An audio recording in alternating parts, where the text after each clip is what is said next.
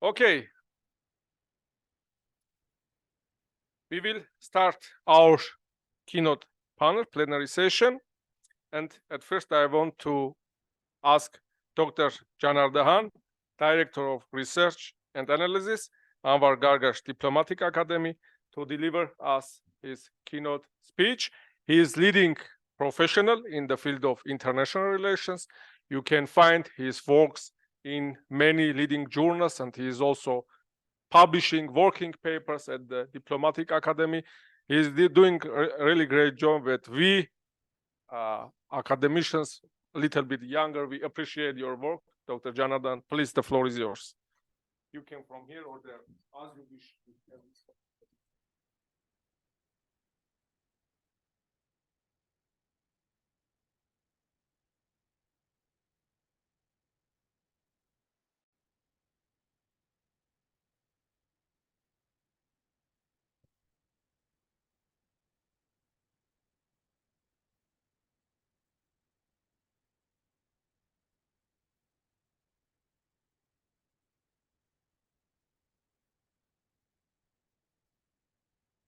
Good afternoon, everyone.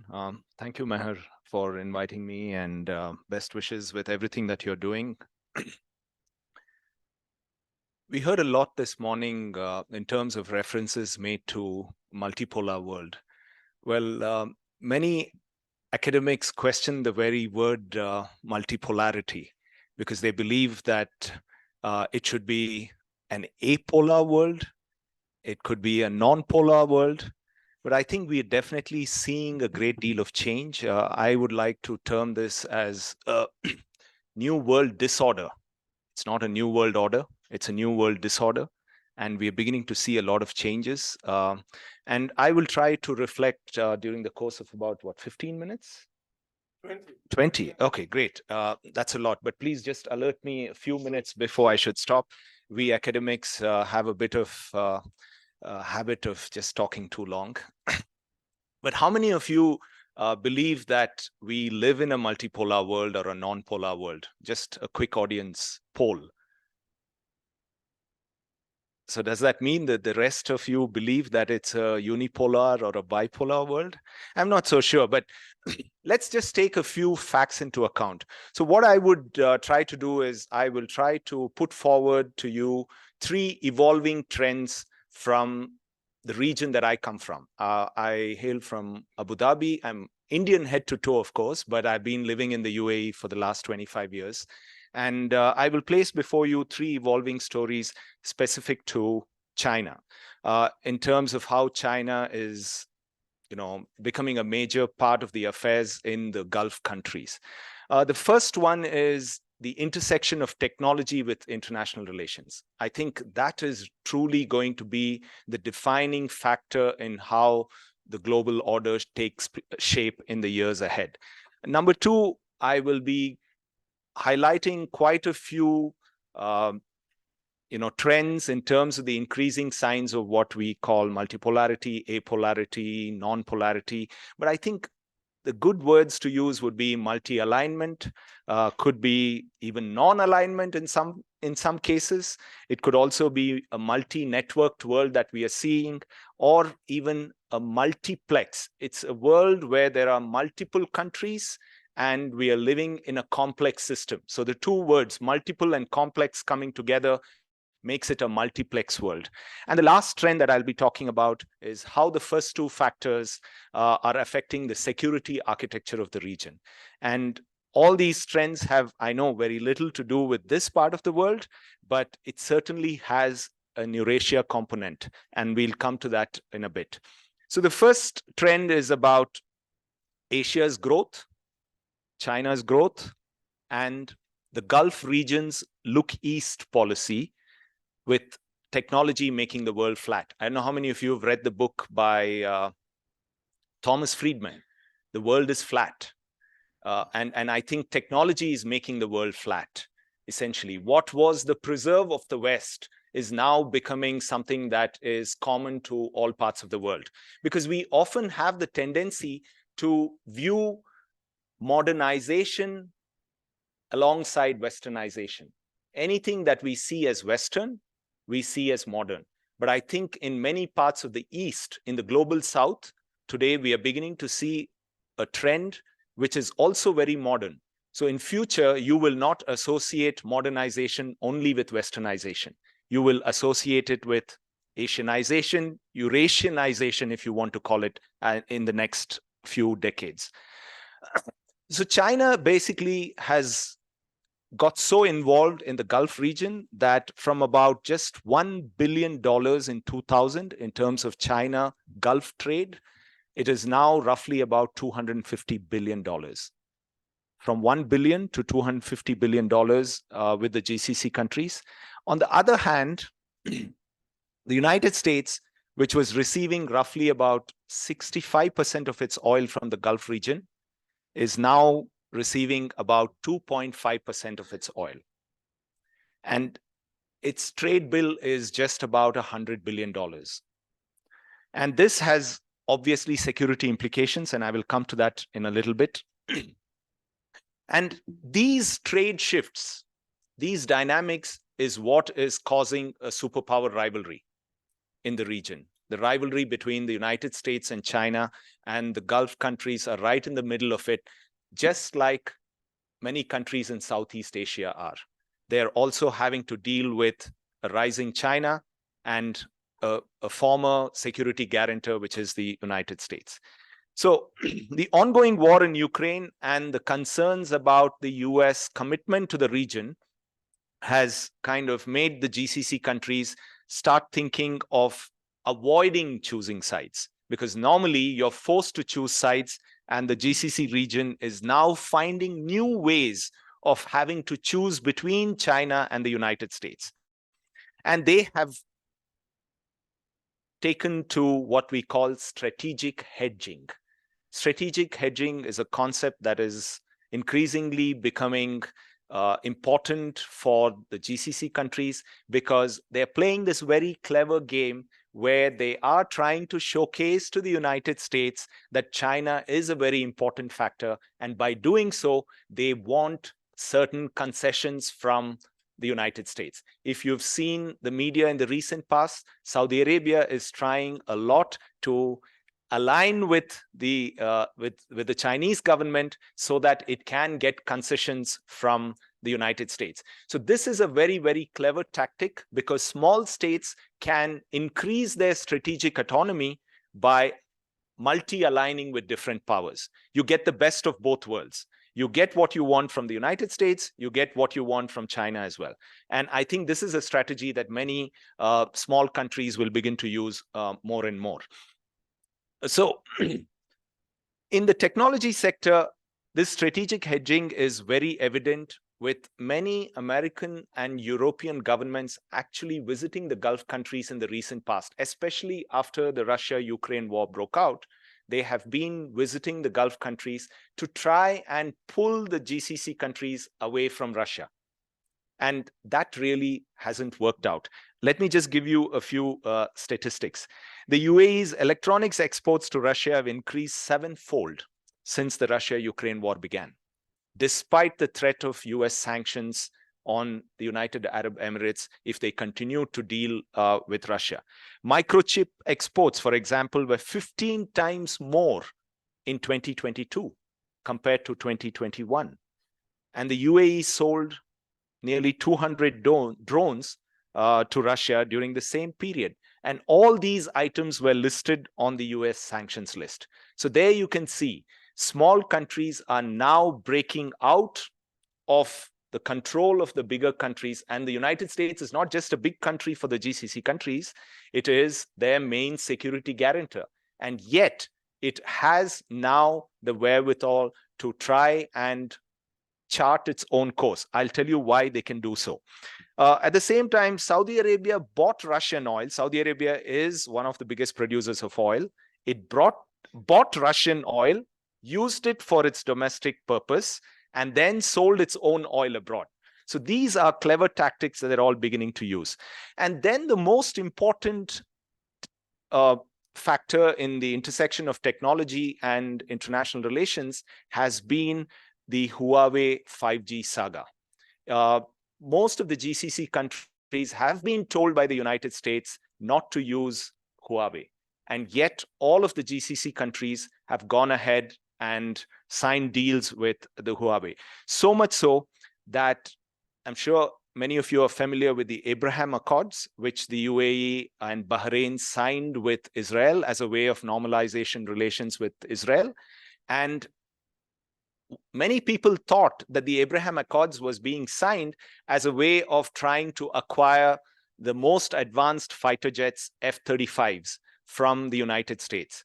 And yet, the UAE suspended talks. It's not the United States suspending talks, but the UAE suspending talks about buying F-35s from the United States. Why? Because the United States does not allow the UAE to use 5G, which will compromise many of the security details for the United States. So we have a situation where F-35s are no longer a subject of discussion between the United States and the UAE.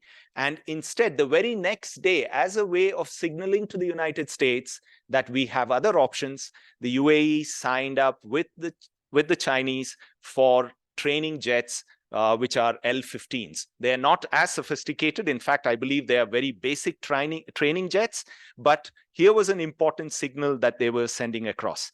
And now the latest saga that is going on is that the US has restricted the exports of sophisticated video AI chips beyond China to some countries, including the GCC countries. They believe that the GCC countries or the Gulf countries could be buying AI chips from the United States, and the same technology could be taken up by China in the future. So this is the debate going on. And I just read an article yesterday, an FT article, which says that the UAE's G42 tech company, which has an American, Chinese, and an Emirati CEO, may actually reduce its hardware purchase from China. But we'll see how that works out.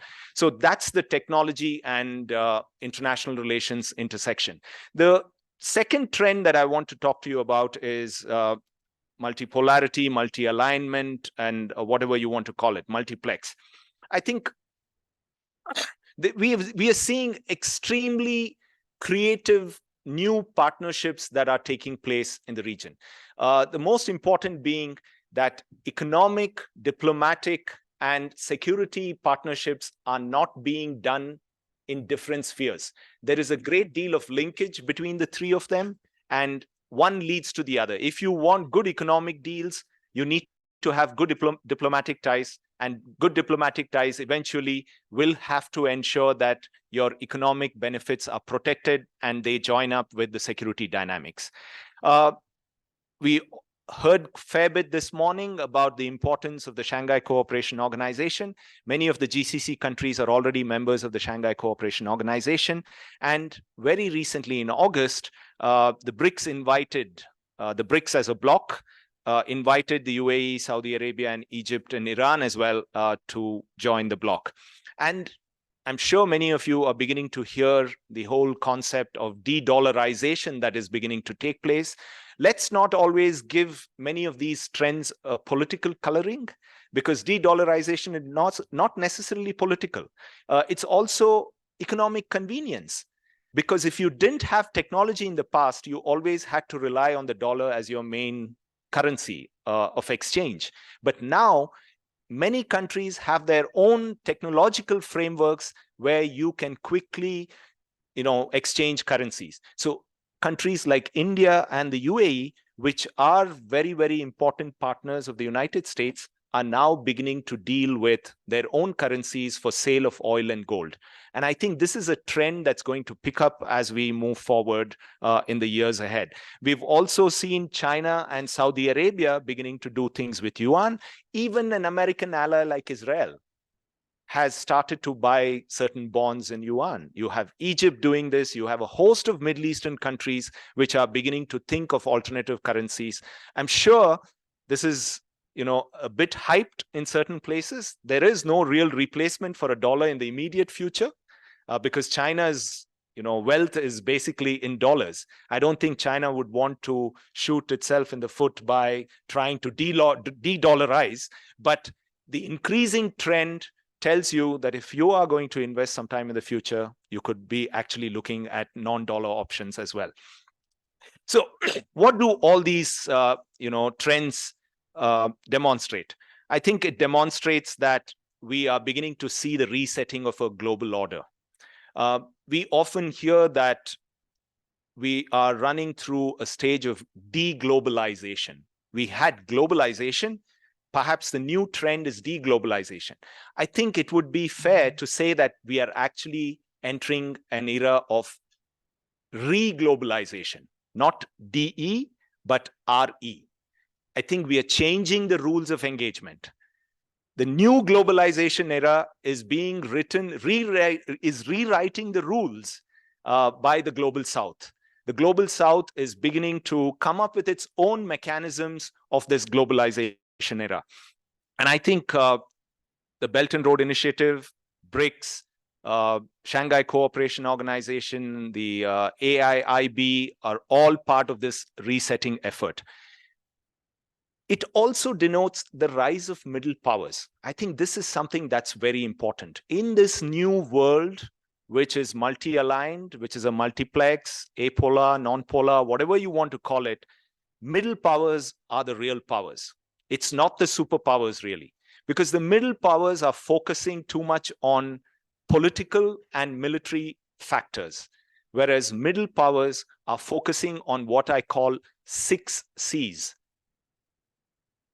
Capital, commerce, collaboration, connectivity, climate, and if you want to bring in technology, it's cyber. So these 6 C's are very important to the middle powers, and they are focusing more and more on it. And you can see that. You can see that the GCC countries are with China on the BRI initiative, especially as part of the China-Pakistan Economic Corridor. They're also with the India, Middle East, Europe Economic Corridor. So they're on with China, they are with India, they are with the United States, they are with Russia. Multiple connectivity projects are coming into play. It also denotes giving a voice for countries of the Global South.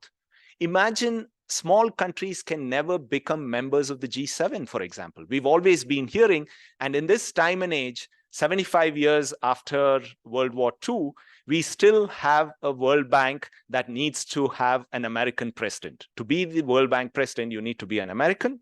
To be the president of IMF, you need to be a European.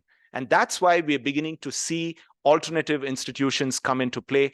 And it's only institutions like BRICS, SCO, etc., which will allow small powers or middle powers to become members. So middle powers are now finding a seat at the big table, which G7 will never allow you to. Then we have to think in terms of at least 3 strategic mistakes that the United States has made in the recent past, and why China is becoming a factor. One, in 2003, they did not want the United States to invade Iraq. That was done. They did not want in 2011 support for the ouster of Hosni Mubarak in Egypt. United States went ahead and did it.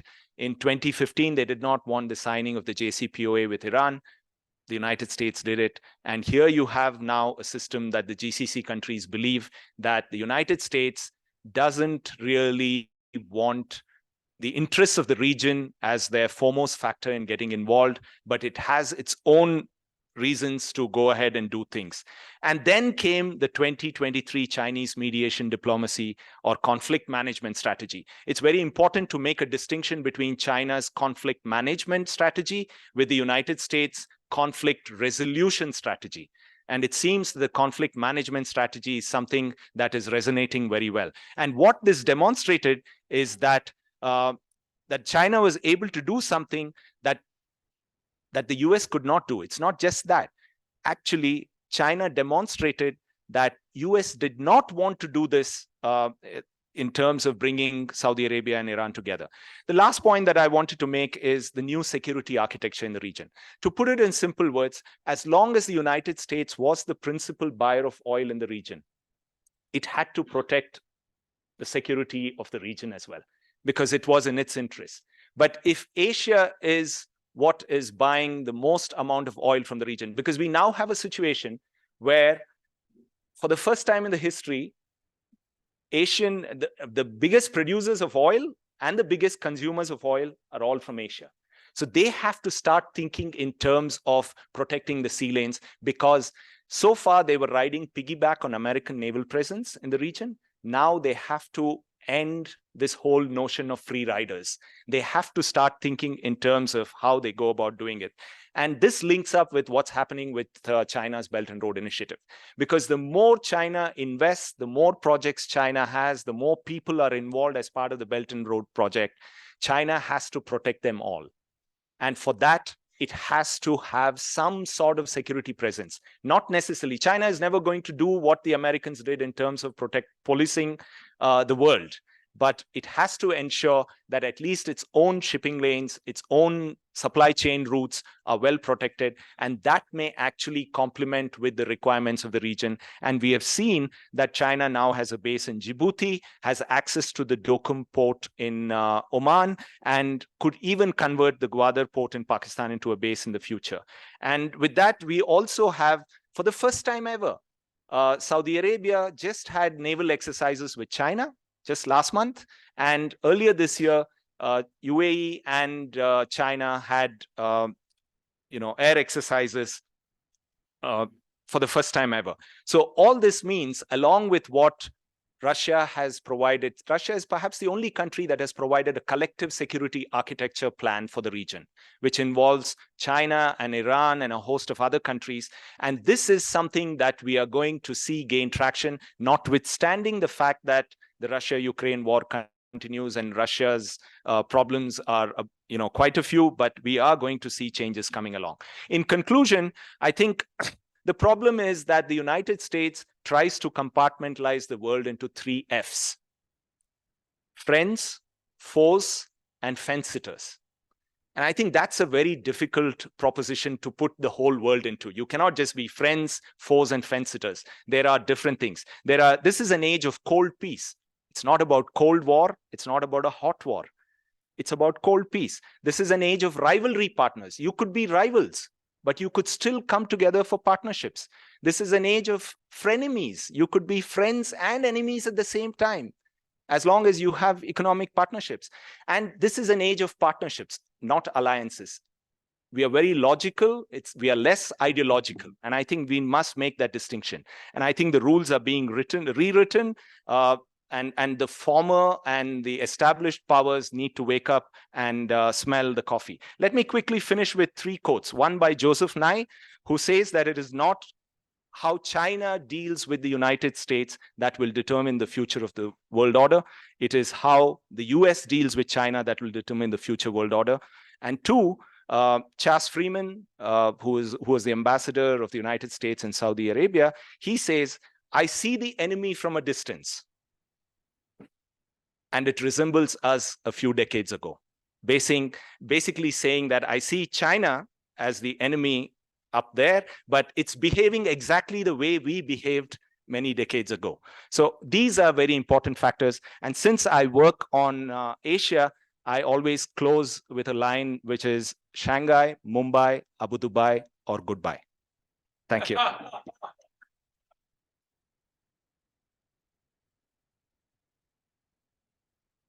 Dear Dr. Janardhan, thank you very much. Thank you very much for your very interesting and important keynote speech. Dear friends, at first we will have all speeches, and after we will collect questions and go forward. And now I want to invite our senior good friend, Professor Heinz Gärtner. He is a very important person in this conference. We have co-edited China and Eurasia, rethinking cooperation and contradictions in the era of changing world orders together. He has great impact, as I like to say, not only in Austria. He is not only Austrian professor for Austrians, but he is also for international young professionals. So he is a great role model. Thank you that you are again in Armenia after this very hard flight to Yerevan in the night. Please, the floor is yours.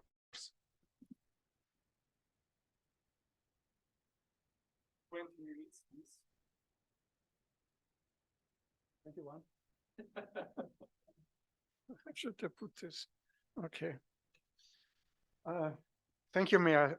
That's very impressive what you're doing every year, putting together, bringing us to Yerevan, creating always very interesting and topical issues and what we can talk about. So thank you very much for this, all your initiatives, but it's also impressive what your public lists of publications. So it's not only here have been the book here. The books is not only the one book we edited together, but many other books, and the one of the other could contribute myself as well. So I was very excited to hear what Dr. Janardhan spoke about small states. I'm actually working on small states for 40 years now, and I'm losing the topic once in a while. And I'm really glad to hear that the topic is back here. So, and you bring it back to this conference. Next time, I will speak about small states.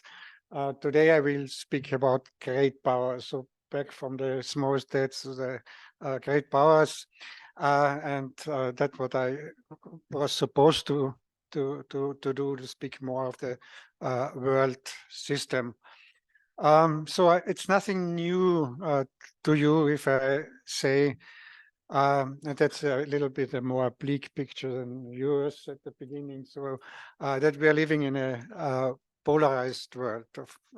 We have this double polarization, China and the US and Russia and the West. So that's more than we had in the during the Cold War. However, we don't only have a polarization, but we don't have multilateralism anymore. So we are losing this multilateral system, the effective multilateralism, not only since the Trump era, but the Biden administration didn't bring it back either. So what I'm saying here, and that's what I'm arguing now, is that multipolarity or any polarity, bipolarity, multipolarity, how you want to call it, without multilateralism is dangerous. So several speakers refer to multipolarity. That's all right, but if you don't have this multilateralism to back it up, it's dangerous, and you need only to look in history, and Europe has a lot of experience with polarization, and most of the time this polarization is accompanied by war. So starting very brief history, starting with the Peloponnese War between Athens and Sparta. Then we had the Punic Wars between Carthago and Rome, bipolar systems in Europe, accompanied with war. Then moving on to the city-states in Italy, polarized European situation. Then after the city-states, we had the 30th-year war and also the Westphalian peace, but also the Westphalian peace was still a peace, but a polarized peace. And then we had the 19th century, and the 19th century was oscillating between cooperation and confrontation, polarization, and some sort of cooperation, but I will come back to it. And then the run up to the First World War, Second World War, both we had multipolar systems connected to war. So multipolarity, polarity without backed up multilateral systems is very likely to lead to war. After the Second World War, we had again in Europe a bipolar system the Cold War, the East-West conflict, and miraculously, this bipolarity did not really lead to a hot war in Europe.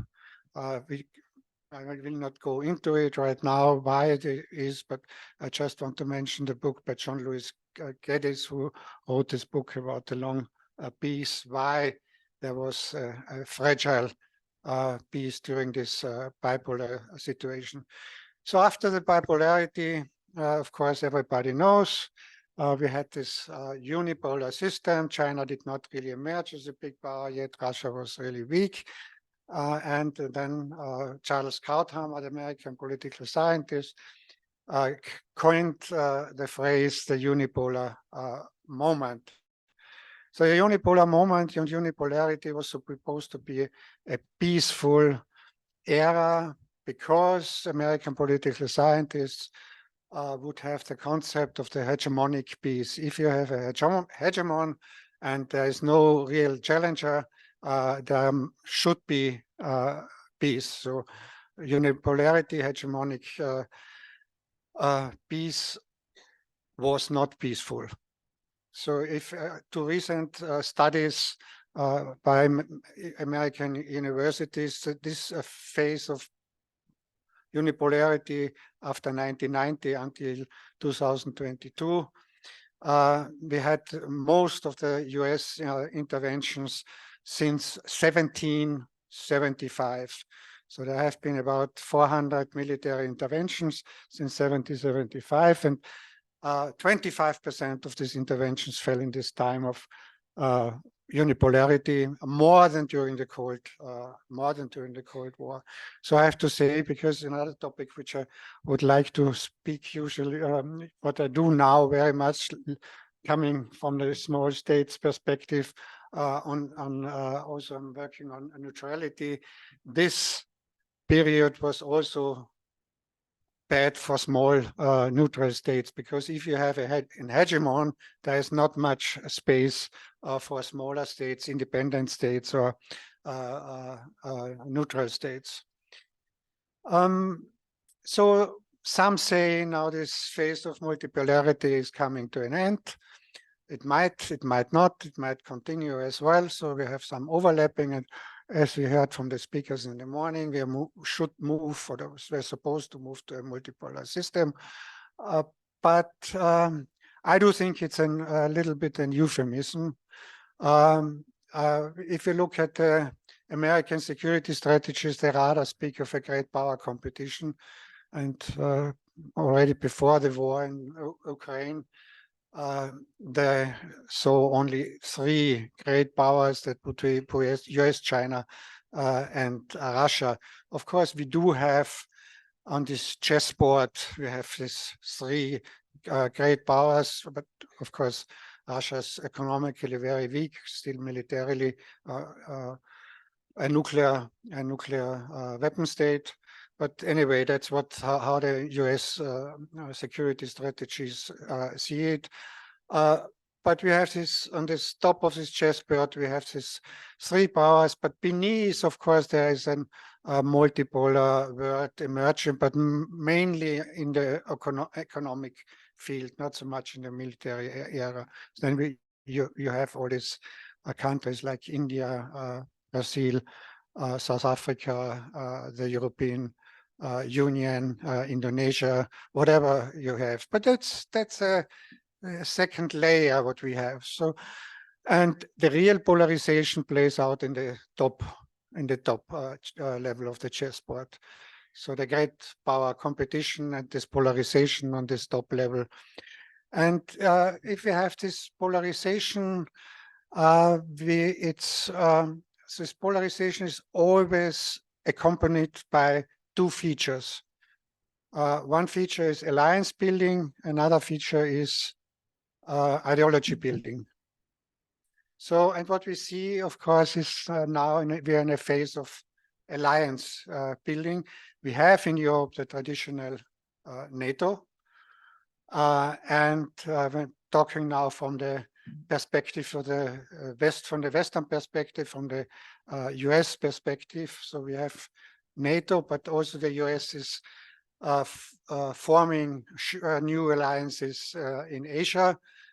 We have the AUKUS with Australia, Great Britain, and the US, but also we have the Quad with Australia, Japan, and India and the US. So these are alliances emerging, and they might have a little bit different view than you on the Abraham Accords. The Abraham Accords are supposed also to be an alliance. An alliance, it was set up by Netanyahu and Trump.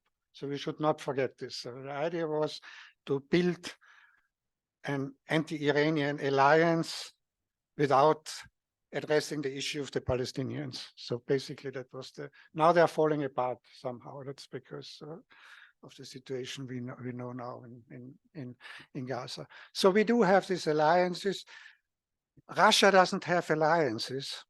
We have this old collective security treaty organization, the CSTO, which is a follow-up organization of the Warsaw Pact Treaty, very weak, as we have seen in Armenia and Azerbaijan, not very effective. And Russia does have allies in Africa, in Latin America, but not really alliances. So they are mainly military based, with not so much economically based.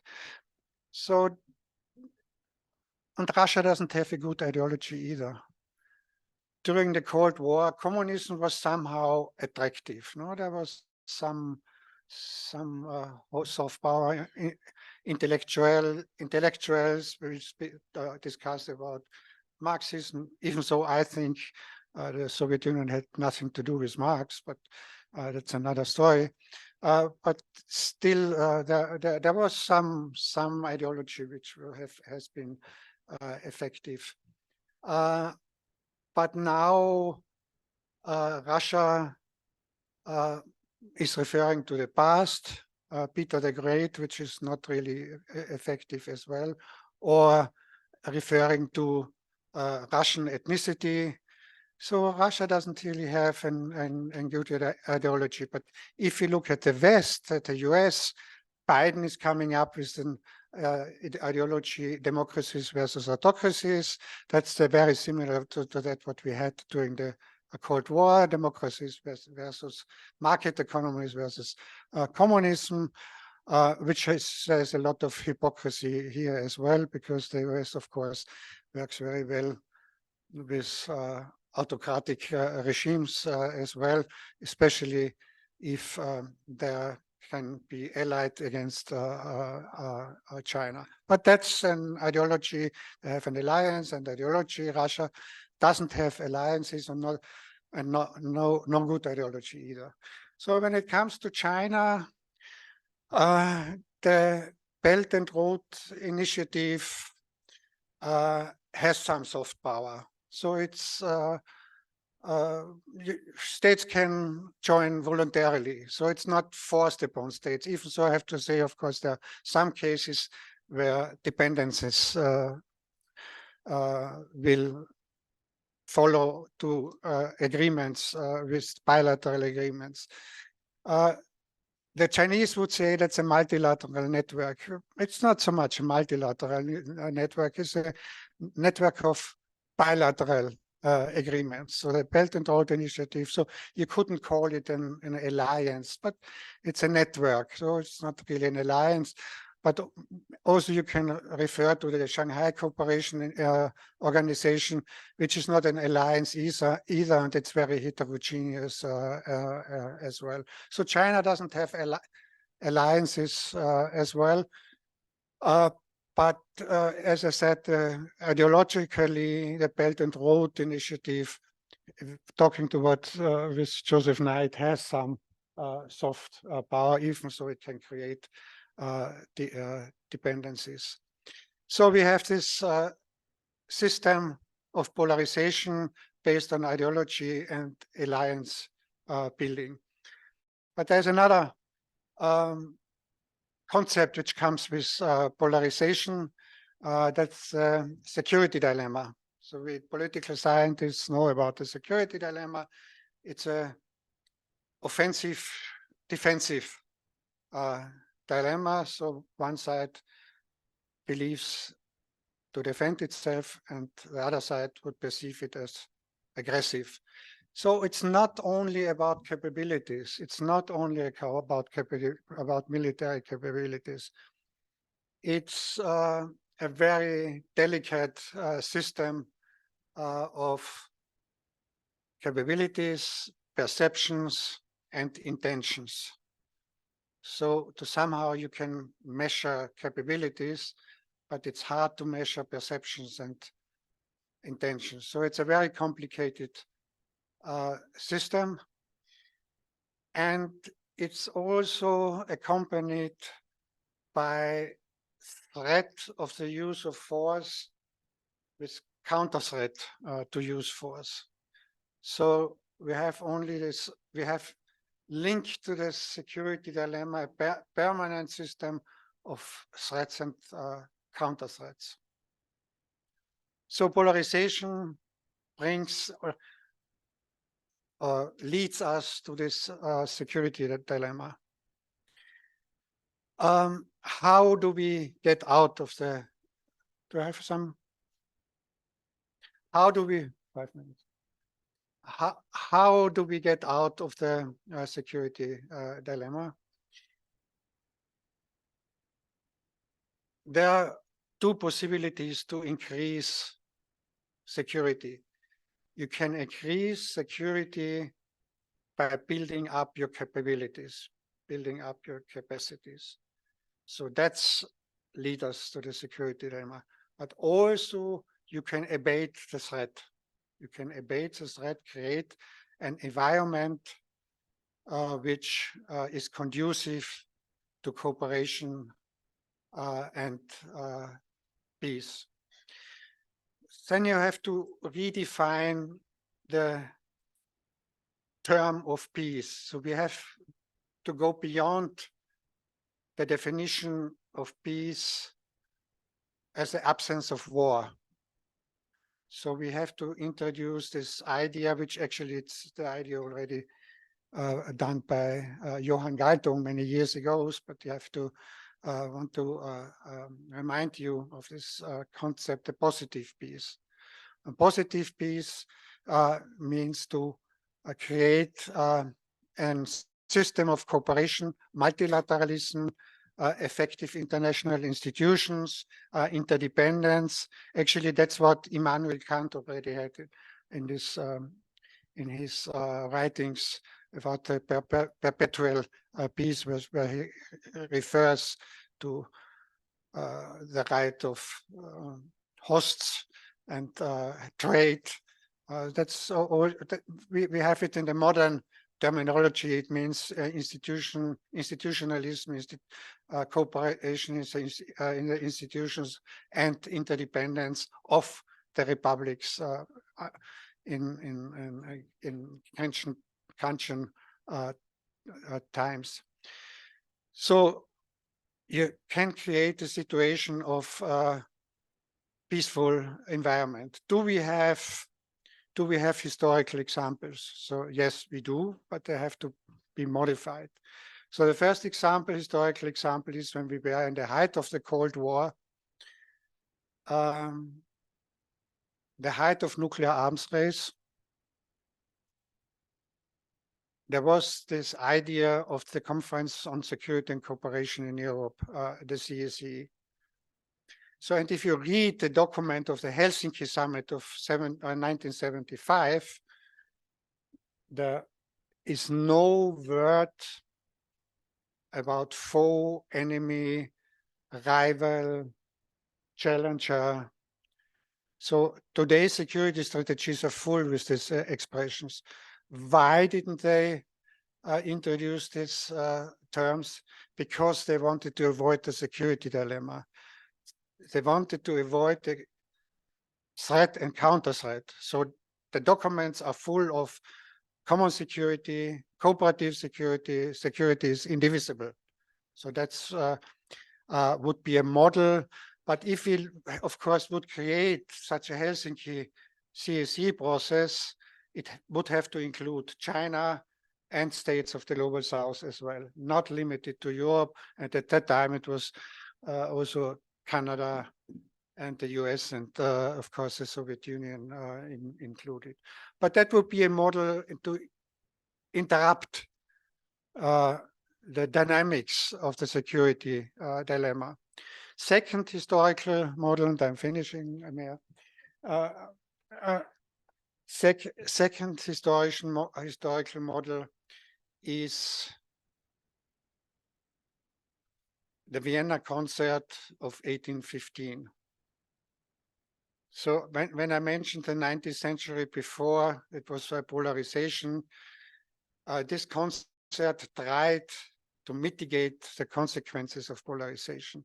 It was a concert, the Vienna Congress, the idea was to create a concert based on the realist concept of balance of power, at the same time linked to this institutionalist concept, common norms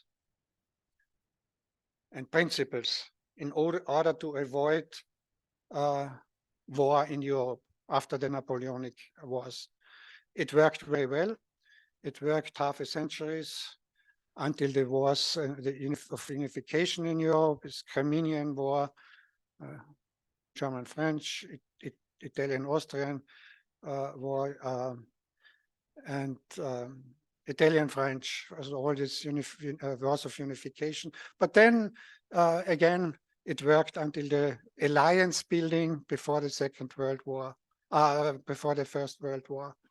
We had this by the end of the century. It didn't start with the assassination of the Archduke Franz Ferdinand in August 1914. It started already at the end of the century with this polarization alliance building at that time. So the Vienna Congress could be a model after the end of the Ukraine war for Europe. There was a caveat, of course. The concert ignored more or less smaller states. So it ignored smaller states, and it also gave the colonial powers green light in their colonial states. That has to be different today. So this Vienna Congress should be more an Eurasian Congress today. So it has to be extended. Eurasian countries, including countries also of the global South. So ending on this positive note, we are living in these times of polarization, but of course we as an academic, we have developed concepts. There are historical models, they have to be changed. Neutral states and small states should play a role, and in setting up, of course, the Helsinki conference in '75 would not have taken place without the role of the N states, the neutral and non-aligned states, including also at that time Yugoslavia. So they were indispensable states. I guess there again would be indispensable states to set up such a process.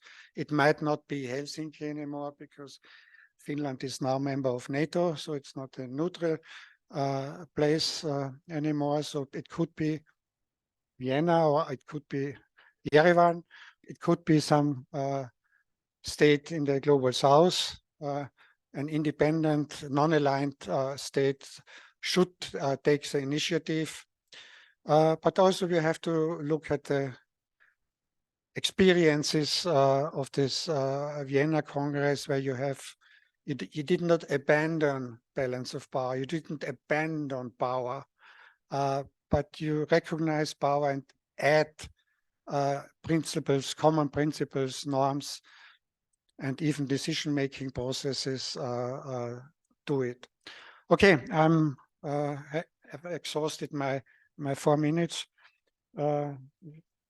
what I have here. Thank you, Mayor. Thank you very much. Thank you very much, Professor Gärtner, for your very important speech. And hearing Professor Gärtner, I think that we are in the right direction, as he was mentioning that we need some kind of new conference for Eurasian states. So we have it, Eurasian research on modern China and Eurasia. We are in the right direction. And now I want to invite my good friend, Dr. Mabin from Fudan University to have a speech. Actually, we have, this conference is also about friendship. It is all about friendship. With Dr. Mabin, we are doing together research already 5 years, and we have friendship for 5 years.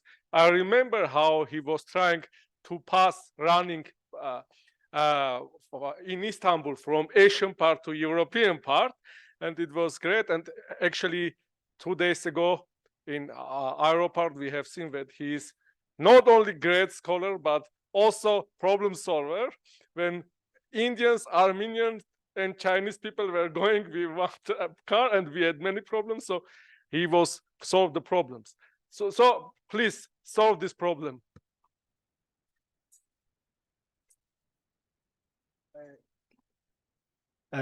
Thank you so much, and good morning, everyone. Good morning, all the new friends, and it's a great honor to meet with you here, and thank you so much to have me here. And as you said, it's not my first time to come to Yerevan, and of course, it's I had attended this conference. Actually, 8 years conference I joined, and in the first conference and this year I come in person, but in the past 3 years it's only online. And this I think is because of the pandemic, but it was also very impressive by about the 8 years high qualified discussion. And for the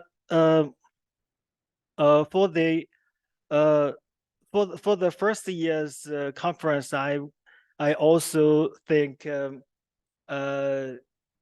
I still remembered there are only 3 Chinese scholars come to Yerevan, and actually this year we have 12.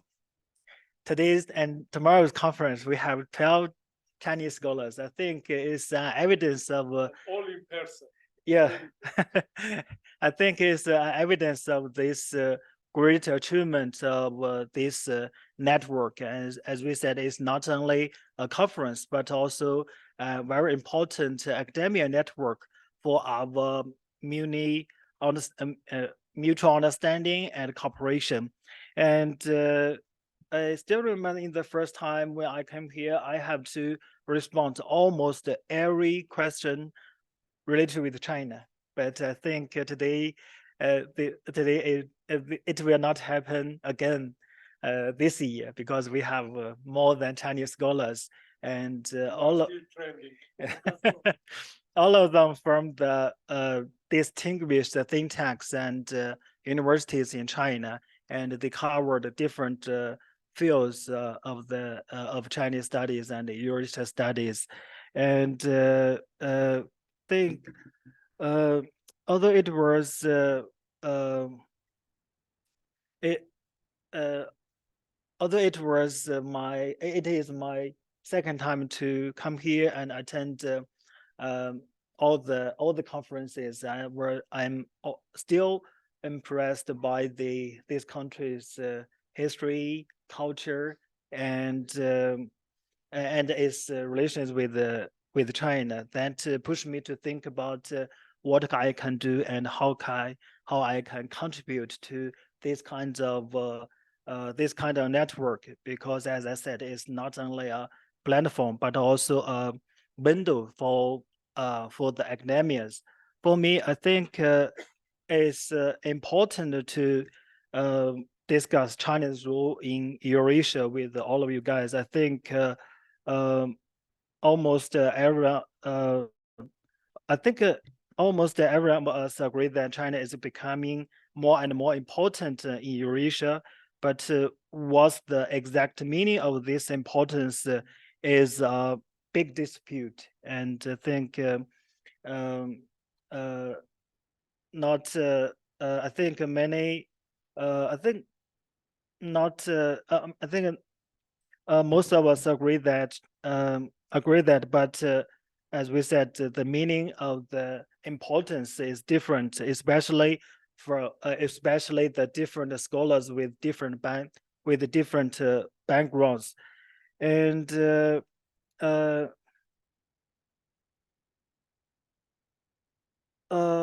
as we mentioned, for my understanding, if we discuss this with the scholars, maybe we can have the very divided opinions. And if we look at the medias, because nowadays is the social media age, and if you look at the social medias, there must be a lot of opposite opinions about this topic. And for the Eurasia order, Mr. For the Eurasia order and or the world order, you use the this order word, and I think in this region, Eurasia, I think is also the dividing disorder and the reshaping. And for my understanding, there are at least 3 dimensions we have to think about this question. The first is about the economic relations between China and this region. And I think Ambassador Fan has mentioned a lot about China and Armenia, China and Caucasus countries, the economic relations. I will not discuss it. And the second dimension, I think, is for the political relations between China with these region countries. And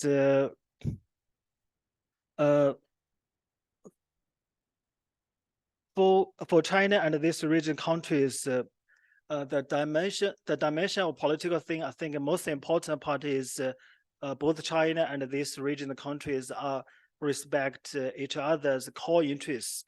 Because if we look at the academia, especially the media, we will find that there are a lot of critics about maybe about China or about these regions countries, but at least for these region countries and China, they respect each other's core interests, because each country have a lot of interests, and respect each other's core interests is the one of the key rules for their cooperation and for their relations. And we can see for the people-to-people relations, for the private relations, this is one of the key rules. I think it also makes sense for the country-to-countries.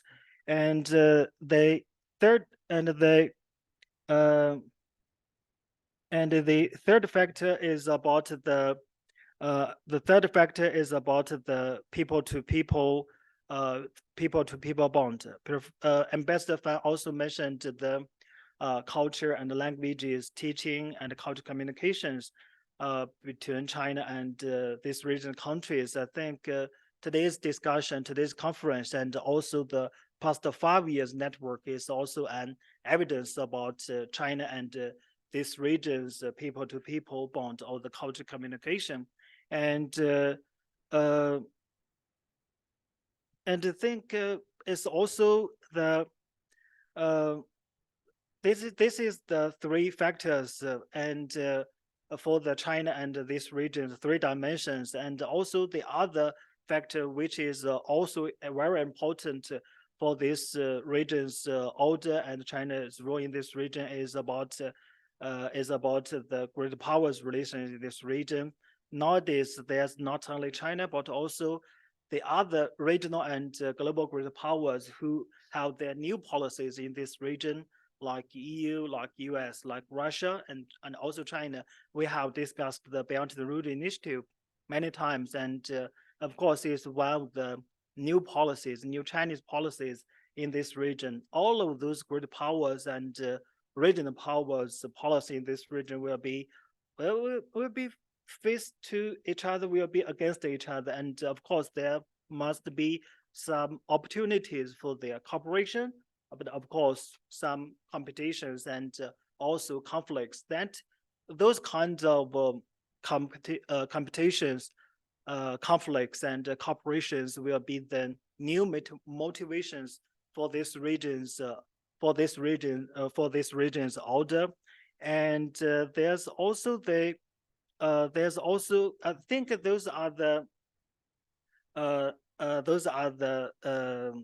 different dimensions about this region's order and China's role in this region. And besides them, I think there's also the fourth dimensions we have to cover when we discussed this question. But when we look at this dimension, we have to very careful, because they are the opinions in the medias.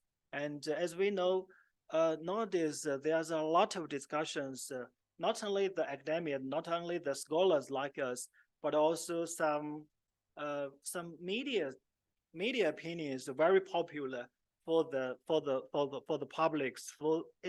Sometimes even they are the very those kinds of popular ideas will affect the scholars' discussions, like maybe the Clum report, something like that. And but for the scholars, a lot of those opinions is not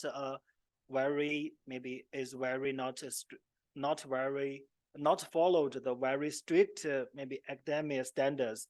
They just discuss something. They just express very interesting opinions. But those kinds of opinions will attract a lot of attention. Seems like very popular, but for the scholars, I think we have to think about those things very carefully. And when we use it, we have to much more careful, because for my understanding, lots of those opinions give us some misleading understanding, especially because I'm from China. When I look at the outside world, look at China, I always found there too much misleading opinions or misunderstanding. So that's what I say, especially for China. Maybe for the other country studies, similar situation, but I'm talking about China, so I use this, especially China, as in the background, in the context of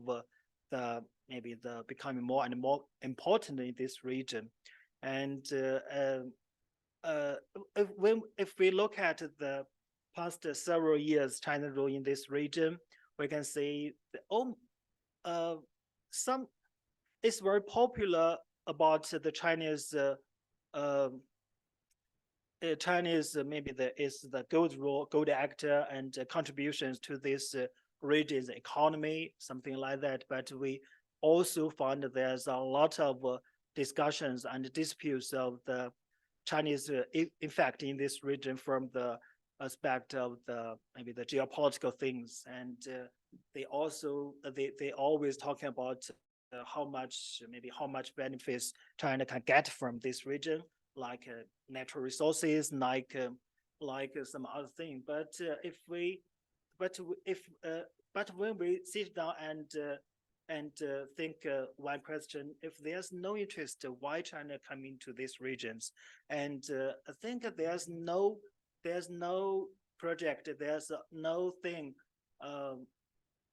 only China can get, and the others will lose. And I think maybe the distributions of those interests maybe is not very even, but the things is almost each one of them can get some benefits. And they, especially because the BRI are so important, and so important not only for China, but also some other countries in this region. And when we talking about the BRI and its cooperations with these countries, maybe the infrastructure projects or investment projects or all the laws, all the some trade, and these kinds of discussions will be, for my opinion, it will be, sometimes it was dominated by the social media, not only by the scholars like us. Each of us think we are very important, but actually for the public media, we are not so important. The popular ideas may be the most important thing. Those kind of things maybe affect the people's much more, their influence is much more bigger than us, because we are sitting here, discuss the very important thing, use the words maybe not so popular, not so easy to be understood by the public, for the publics. I think that's the big problem. So that's the fourth dimension I have to mention here. And of course, it's a very big challenge for us and for our study about this topic, about the Chinese role and this regional order. And I think this, that's why that's one of the reason why this network, why this conference is so important, because this network, this platform can give us opportunities to ignore the public opinions and discuss directly among us. And so that's why we thanks Dr. Meher, and think you have, all of us have the responsibilities to make the things much more clear, to make China's role in this region much more clear. And I think it's also a responsibility for Dr. Sahaya, and it's also a burden for you, because I'm looking at for the next year's conference. And thank you so much. Thank you. Thank you so much, Mabin, for your very interesting speech. Actually, Mozart, Bach, Tchaikovsky, Aram Khachaturian, they were making classical music for elites and thinkers, not for a popular, so we are also classics. Thank you very much. And next, I like to mention that this conference is about friendship. I want to invite here my good friend, Dr. Alexander Korolev from Higher School of Economics of Russia. We started our friendship by the help of this conference. He was here in 2019.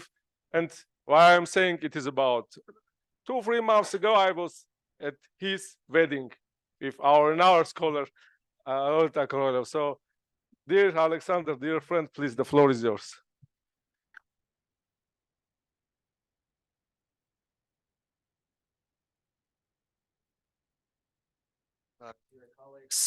Actually, it's a privilege for me to be here. So yeah, as Gär said, so this is my 4th time in a row. So, but yeah, previously I did not have a privilege to be keynote speaker. So this is my first time. So that's why it's a great responsibility, not just privilege, but a great responsibility for me. So thank you for this opportunity.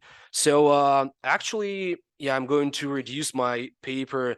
So we discussed a very global, scale about the multiple polar world, different, discourse on polarity and stuff like that. So I want to reduce it to 2 actual specific cases, and if I have some time, I will go to follow up some thoughts what previous speakers mentioned. So my initial presentation will be about the results of the 3rd Belt and Road Forum in Beijing in China in October this year, and then how actually, and the second part will be devoted to the transformation of the, not just the discourse, but the positioning of Eurasian Economic Union in Russia's foreign policy, and especially in Russian economic foreign policy after the the escalation of the Ukrainian crisis.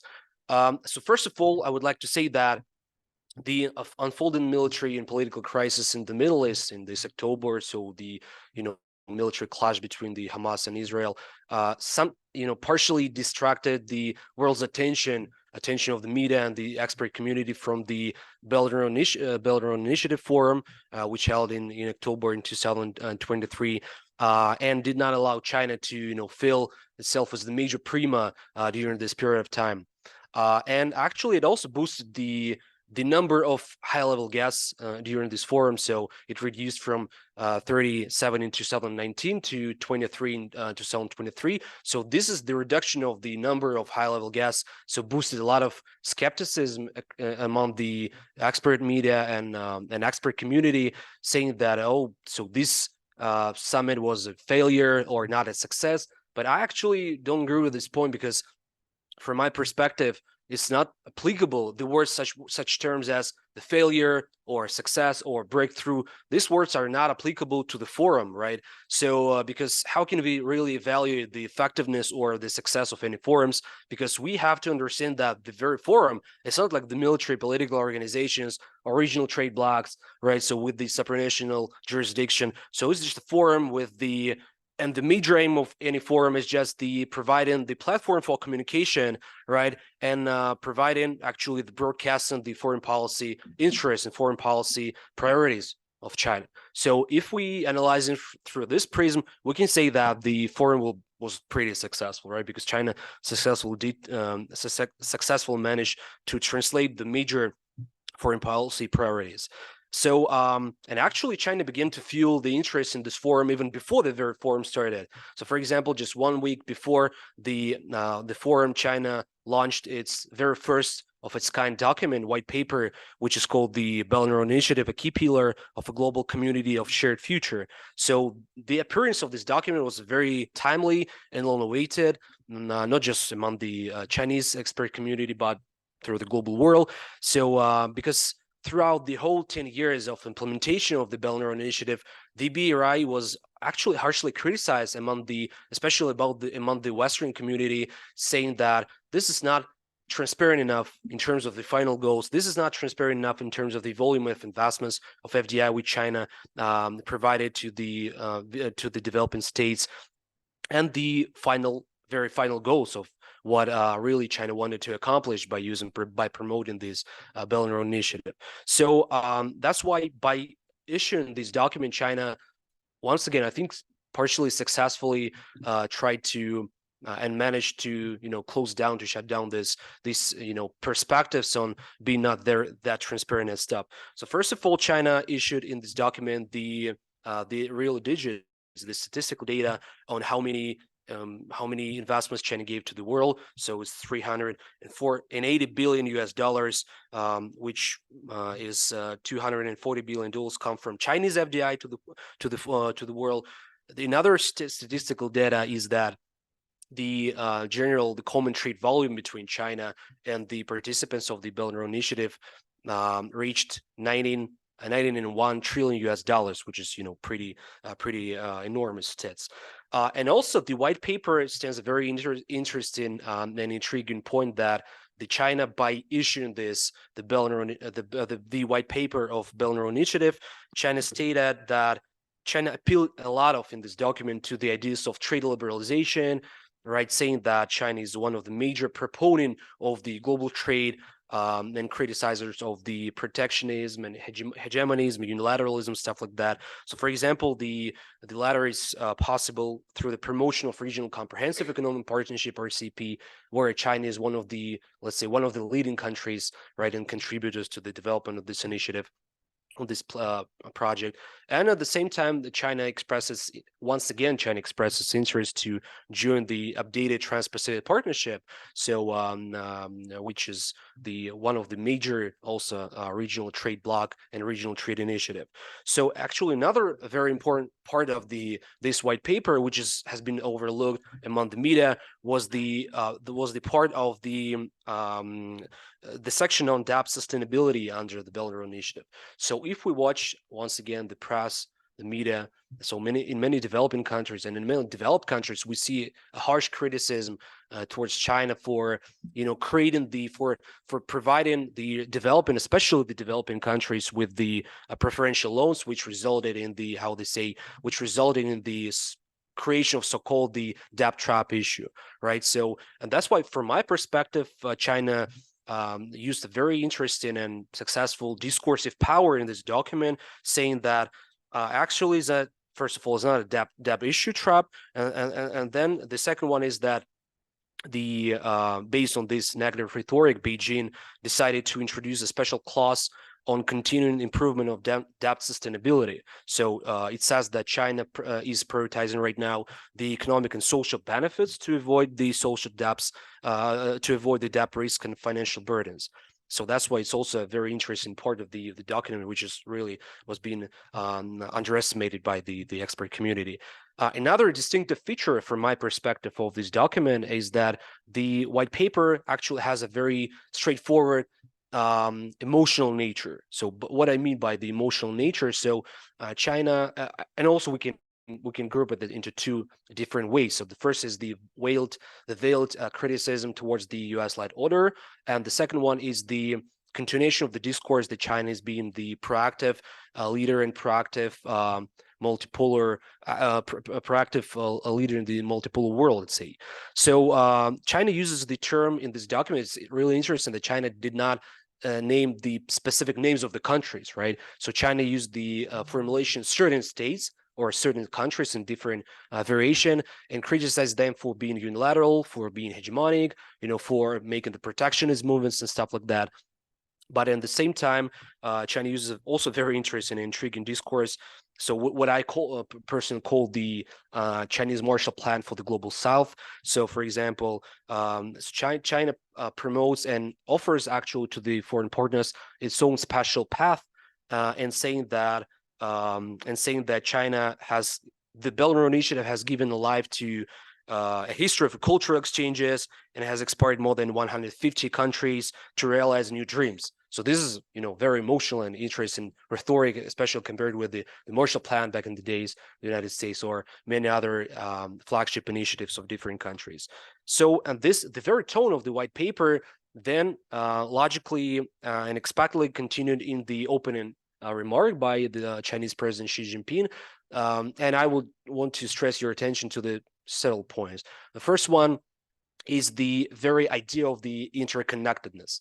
So this very word interconnectedness was used by Xi Jinping only in his opening remark 6 times, right? Once again, the different variations, and we can see that this very word interconnectedness, which sometimes understood within the, let's say, infrastructural and logistic prism. So this interconnectedness rhetoric and discourse has been understood by the very broad picture. For example, it's also cultural interconnectedness, the infrastructure interconnectedness, and also the civilizational interconnectedness was also being a part of the Chinese discursive power. The second one is that, of course, which is interesting, is the very geography of the presence of the heads of the states. So if we compare the previous 2019 and this one, the striking example, the striking difference is the number of representatives from the Western countries. So actually, the only representative of the West, the collective West, was the Hungarian Prime Minister Viktor Orban, who was, harshly slapped in the face in the media, right? When he even when he did not come back to to Hungary. So we remember that just the day after this forum, so it was this special European Union meeting saying that, oh, Viktor Orban, so what the hell you're doing, right? So why are you going actually to Beijing? Why actually shaking hands with Vladimir Putin, saying that we, pretty okay with Russia and stuff like that. So this is also a pretty interesting discourse and pretty interesting difference compared with the previous forum. And another, by contrast, we can say that the major, let's say, target audience of this forum was not the Western countries, how it was maybe in the previous years, but the developing countries of the global South. So and we can see that Xi Jinping held the different bilateral negotiations with several leaders of the states from Indonesia, Argentina, Ethiopia, Congo, Thailand, and many other countries. So that's why actually the main target audience was the countries of the Global South, and China provided this discourse that China is being the integral part of this Global South, right?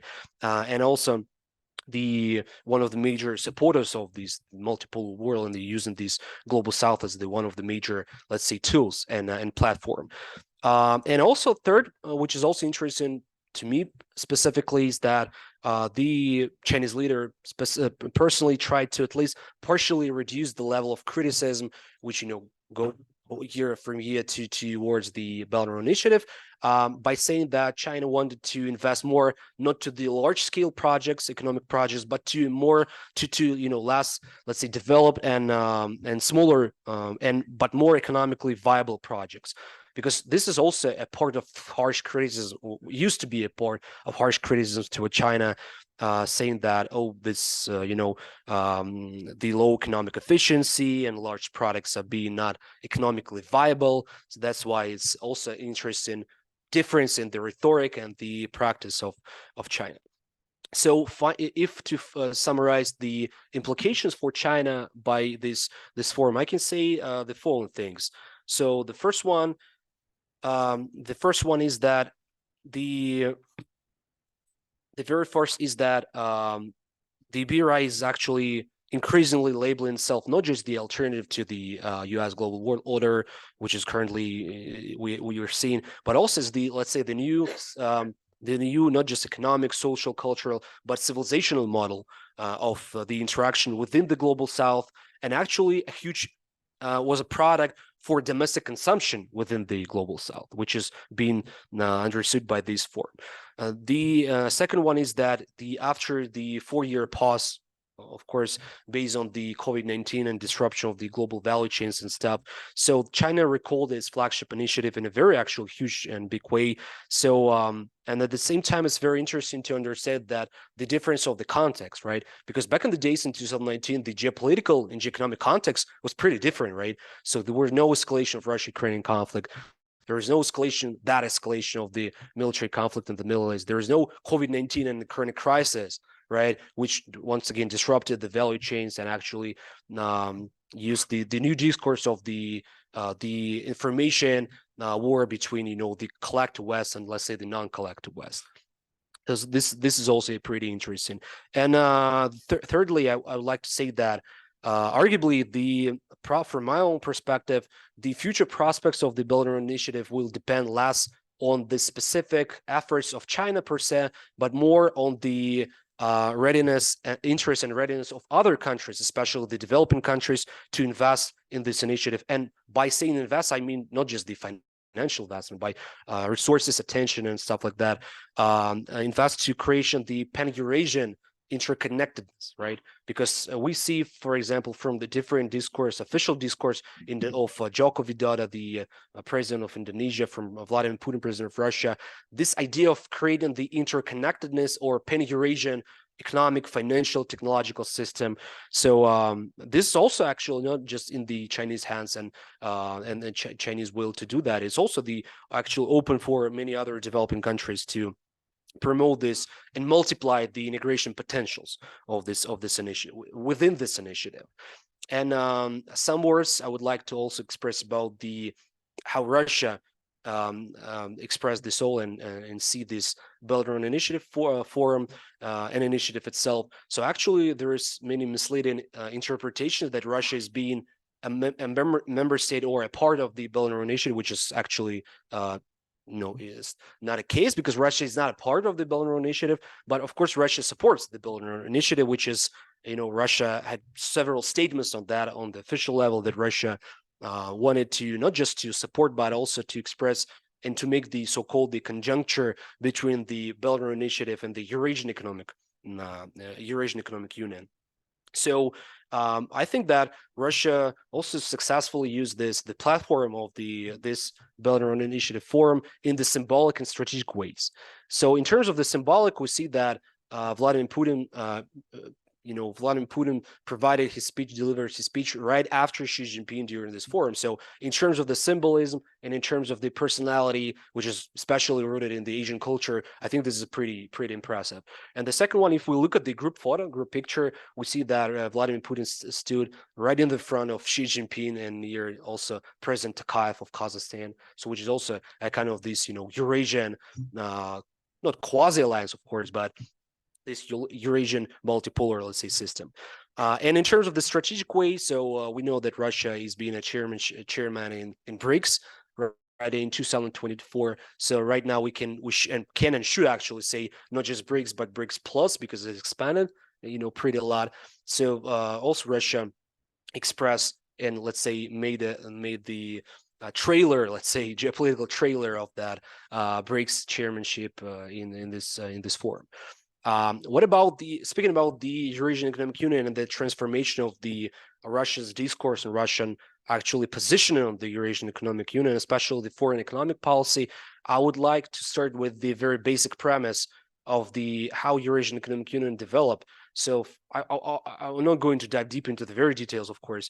It's not a lecture or something like that. So I would like just to say that when we're talking about the Eurasian Economic Union and specifically about the foreign economic policy of the Eurasian Economic Union, I would like to say that from the very outset of the Eurasian Economic Union, the bloc has developed under very unfavorable and turbulent and some can say toxic circumstances and environment. Even before the official launch of the Eurasian Economic Union in 2015, that was the anti-Russian sanctions in 2014. Of course, we can say that it's not that harsh compared with 2022 sanctions, right? But still, it's actually a very maybe unprecedented case when even before the creation of the regional trade bloc, the major economy of that and major in terms of the GDP, nominal GDP of that bloc was under still severe sanctions. So, and many experts in Russia, for example, think that it's just the anti-Russian sanction that had nothing to do with other countries like Kyrgyzstan or Kazakhstan or Armenia or Belarus. But I mean, de jure maybe yes, but de facto it's not, because we see that how this sanctions 2014, how the sanctions 2022, especially the sanctions 22, resembled in the and impact negatively or positively on the economic development of the different countries. So this brings us to another, I think, very important precondition and feature of the Eurasian foreign policy, economic foreign policy, especially since the last couple of years, is that from the very outset, so 2014, 2015, the Eurasian Economic Union foreign policy was hugely politicized, also due to this sanction factor. For example, in 2014, it was the negotiations between, back in the days, the customs union compared with, consisting of Russia, Belarus, and Kazakhstan, with New Zealand in terms of promoting the free trade agreement. But after the 2014 anti-Russian sanctions, so New Zealand actually suspended the negotiations with New Zealand, and then suspended the potential negotiations on free trade agreement with the Eurasian Economic Union, right? When the Eurasian Economic Union started in 2015. And also this brings us to the very modern situation. So we can say that the very logic of the foreign economic policy of the Eurasian Economic Union being a very intertwined and mixed. On the one hand is being economic logic. Of course, we should not underestimate the economic logic of that. For example, trading agreement with Iran, right, or with India, Egypt, Israel, Serbia, and many other countries actually, right, because of the financial hubs, because of the developing the export-import operations. But at the same time, I think we should not underestimate and mitigate and underestimate the idea of and the political nature of that, because if we look at the numbers of the partners, the current partners of the Eurasian Economic Union in terms of the free trade agreements, so it's right now it's Vietnam, it's Serbia, and it's Iran. So the preliminary free trade agreement this December 25th, it will be the signature of the free trade agreement between Iran and Eurasian Economic Union. So I'm like making the short announce on that stuff. So we can say that yeah, the number of the list of the participants, it's also we can find the political nature of that, because if we look at this list of participants, they do not have any very sensitively political issues with Russia, either bilateral or multilateral. So, for example, for example, such partners as India or Iran or Indonesia or Egypt. So no problems, right, in terms of political problems, so high-level visits and stuff like that. Another counter argument is actually Singapore. So we know that Eurasian Economic Union signed in 2019 the free trade agreement with Singapore, which has zero logic in terms of the trade in goods, because Singapore has zero tariffs, right? But in terms of the logistics, in terms of the financial hub, in terms of the services, right? So this is of course the idea. But we know that the Singapore is the only ASEAN member state which imposed the anti-Russian sanctions in 2022. So when we say that for such countries like Singapore and many other countries, there is no division between Russia and Eurasian Economic Union. So when I, for example, speak with many ambassadors in Southeast Asia, so they say that actually we understand the Eurasian Economic Union, not just the 5 sovereign states, right? 5 jurisdictions. We do understand the Eurasian Economic Union like Russia plus, right? This format, which is, of course, being a slap in the face in terms of the Russian partners, right? In the Eurasian Economic Union, but statistically, economically, something this is clear that this is the idea of the economic, dominance. So that's why Singapore actually did not ratify yet the free trade agreement with Eurasian Economic Union. I don't think that we will see in the foreseeable future the ratification, once again because of the political sentiments, and once again because of the factor of the anti-Russian sanctions. As I mentioned, if I have some more time. All right. So, and my follow-up, comments on, especially what Dr. Janardhan said. So I actually do agree with all what you said, especially the idea of the de-dollarization. It's not just the political, let's say, new political religion, what can say, right? It's more about the economy. But yeah, I do agree with that point. But at the same time, I think that also we should not underestimate the political issue, because it sounds very primitive and banal, but still I think that we cannot, the countries cannot, reduce the dependency on US dollar without the political will, right? So we see that, for example, in the different bilateral agreements, for example, Russia and China. So Russia and China right now has the trade volume which has been generated. 70% of Russia-China contemporary foreign trade be generated in the RMB and ruble, right? So we see that there is actually the political will and the economic availability of that. But at the same time, if we look at, for example, Russia and India cooperation, we know that after the Ukrainian crisis escalation, we see the bilateral trade volume between Russia and India just skyrocketed, right? From $13 billion to, $45 billion. So, pretty amazing. But the problem is that, so countries like India or, for example, Vietnam, some, neutrally or friendly countries towards Russia, they're really afraid of reducing the dependency on US dollar and trading bilateral using the US ruble and their national currencies because of the secondary sanctions, right? Because there are financial jurisdictions just afraid that if they do this, they will just will be imposed by the European or the American sanctions. That's why it's also the huge agenda for the bilateral cooperation between the states, and huge actual political politicization of this process. So yeah, and summing up all which I said. So yeah, in the foreseeable future, I do think that the Russia will develop more interconnected ties with China, with Iran, with such countries, not using the bilateral platforms like Russia, China, Russia, India, Russia, and Iran, and also by using the multilateral platforms like using the BRICS Plus, the Shanghai Cooperation Organization, and of course the Eurasian Economic Union, we really saw that the transformation of the positioning, because before the sanctions, 2022 sanctions, despite all the official rhetoric and despite all the documents, actually, Eurasian Economic Union was very peripheral in terms of the Russian foreign economic policy. Because if we see the intra-trade volume, the share of intra-trade within the Eurasian Economic Union is just 8%. This is pretty non-existent actually, right? If we compare with, for example, yeah, it's really hard to compare with the European Union, of course, but still it's like 70% of the intra-trade volume. If we compare with ASEAN, it's 22%, Mercosur is also 20%, African Union is also like the 40%, but in Eurasian Economic Union, still 8%. So from the economic standpoint, yeah, Eurasian economic was pretty mediocre from the Russia's perspective.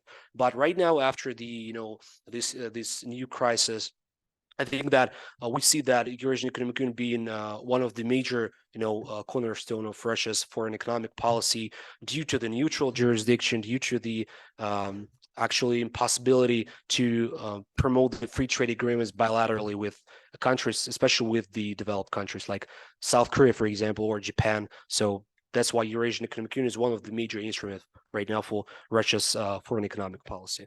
And once again, thank you, and I wish very good and productive conversations in the future. Thank you.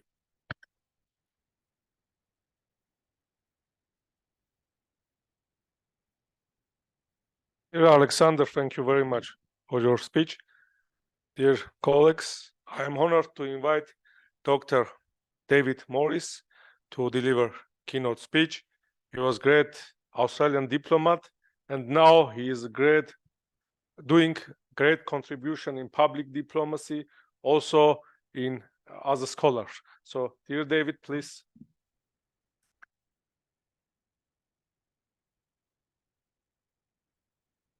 Thank you very much. I can't bring my water because my throat's a bit scratchy today.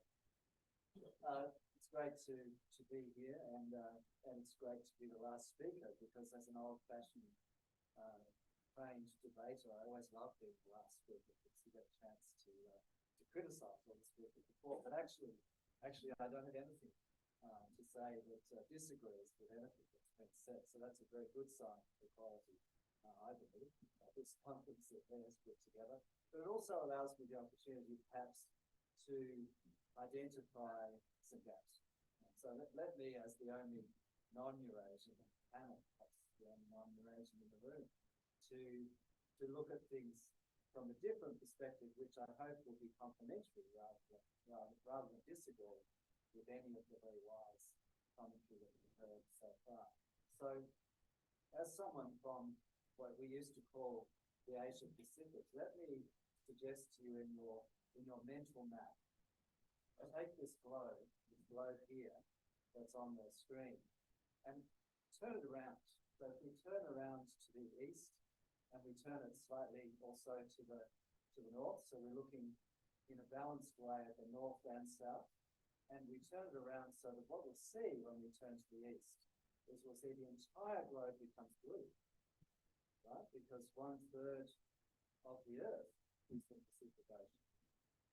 And actually, if you tilt it slightly back the other way, of course, if you include the Indian Ocean as well, the Indian and the Pacific Oceans together comprise the majority of the world. And when it comes to the economy, 90% of the world's trade flows through what is these days the Indo-Pacific. So there's a big geopolitical discussion going on in other parts of the world that's very much about that Indo-Pacific geography. Now, I'm not a fan of dividing the world between these geographies, so I'm going to argue against it.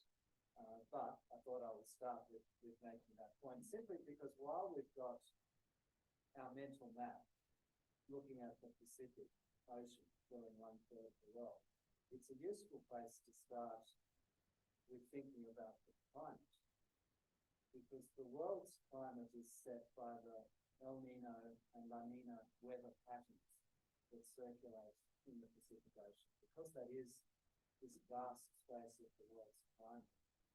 And what we've been seeing, of course, over the last 30 years plus, that we've been talking about climate change, global warming, we've been seeing this developing complex catastrophe in the Pacific Ocean. Now, because not so many people live in the ocean, most of us who live on land don't talk about it as a catastrophe.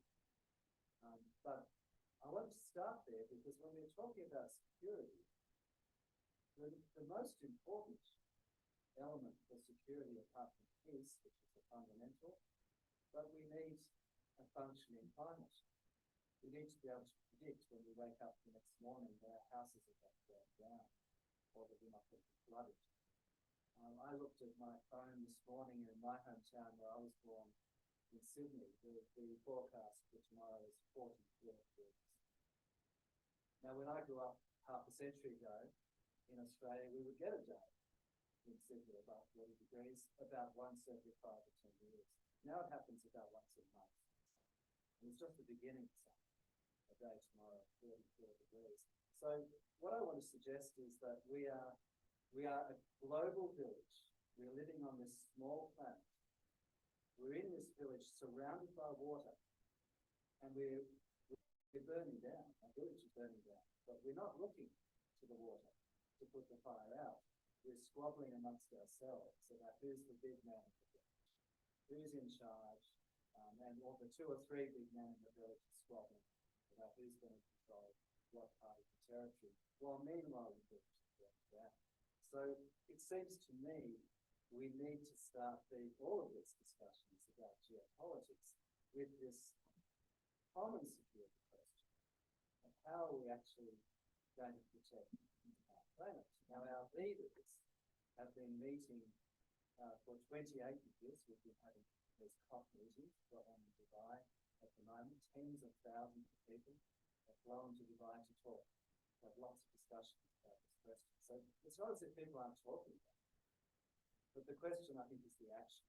So we had between 2000 and 2015, the world's leaders set some global goals for the Millennium Development Goals. And those goals were pretty much met. And they were pretty much met because the focus of the Millennium Development Goals was on economic development.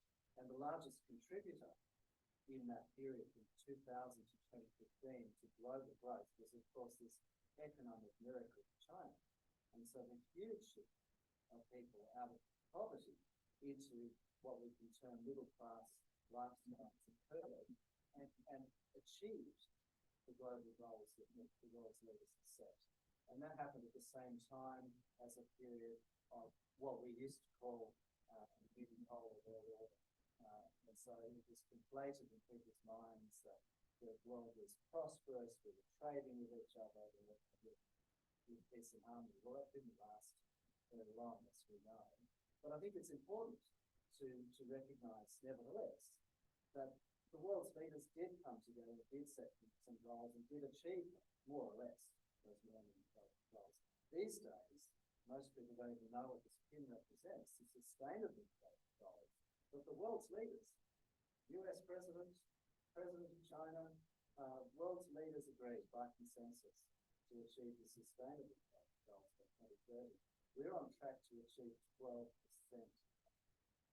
Our global climate is on track at the moment to heat by not 1.5, not 2%, but 3%, which means catastrophic climate change by the end of the century. Now, some of this might be out by the end of the century, but some of our children and grandchildren certainly will be. And by that stage, if indeed we do achieve that glorious achievement of 3% or above global warming, we may as well say goodbye to the Korolev growth. We may as well say goodbye to the Yangtze growth, to places like where I was born, Sydney. These cities on the Asian Pacific coast will be gone. And so it's a pretty serious matter that all of the scientists talking about this for decades now are not being taken seriously because it sounds all too scary to be real, right? It sounds like a science fiction movie. But I want to start with that because actually this is a serious question that the world's leaders know is serious and we need to address it. Now we might be able to partially address it, I believe, I'm an optimist, through technology. And I think that we will see this massive shift to sustainable technologies through what's happening in the world today, shift to renewable energy, the shift to sustainable transport systems such as electric vehicles, and changes throughout the value chain. So it's not all bad news, and technology might be part of our solution. But here's the problem. Because while the head men in the village are fighting and squabbling about who's in charge, they're actually not cooperating on technology.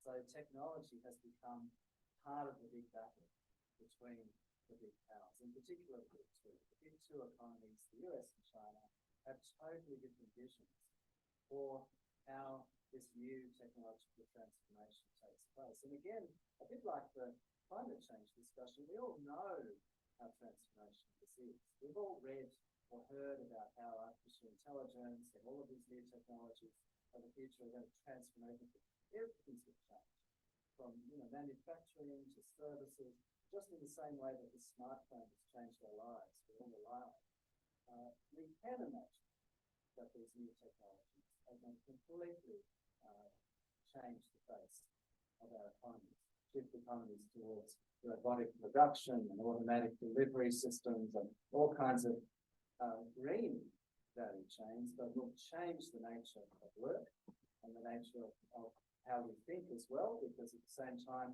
as the change in production, we have a complete artificial intelligence infused information system. So those sort of point that was made about no one's listening to us, everyone's listening to social media, couldn't be more correct. But imagine in 10 years' time, when the metaverse has replaced the internet, and people, when they look for information, which is always usually for most people a secondary objective, they're actually looking for entertainment.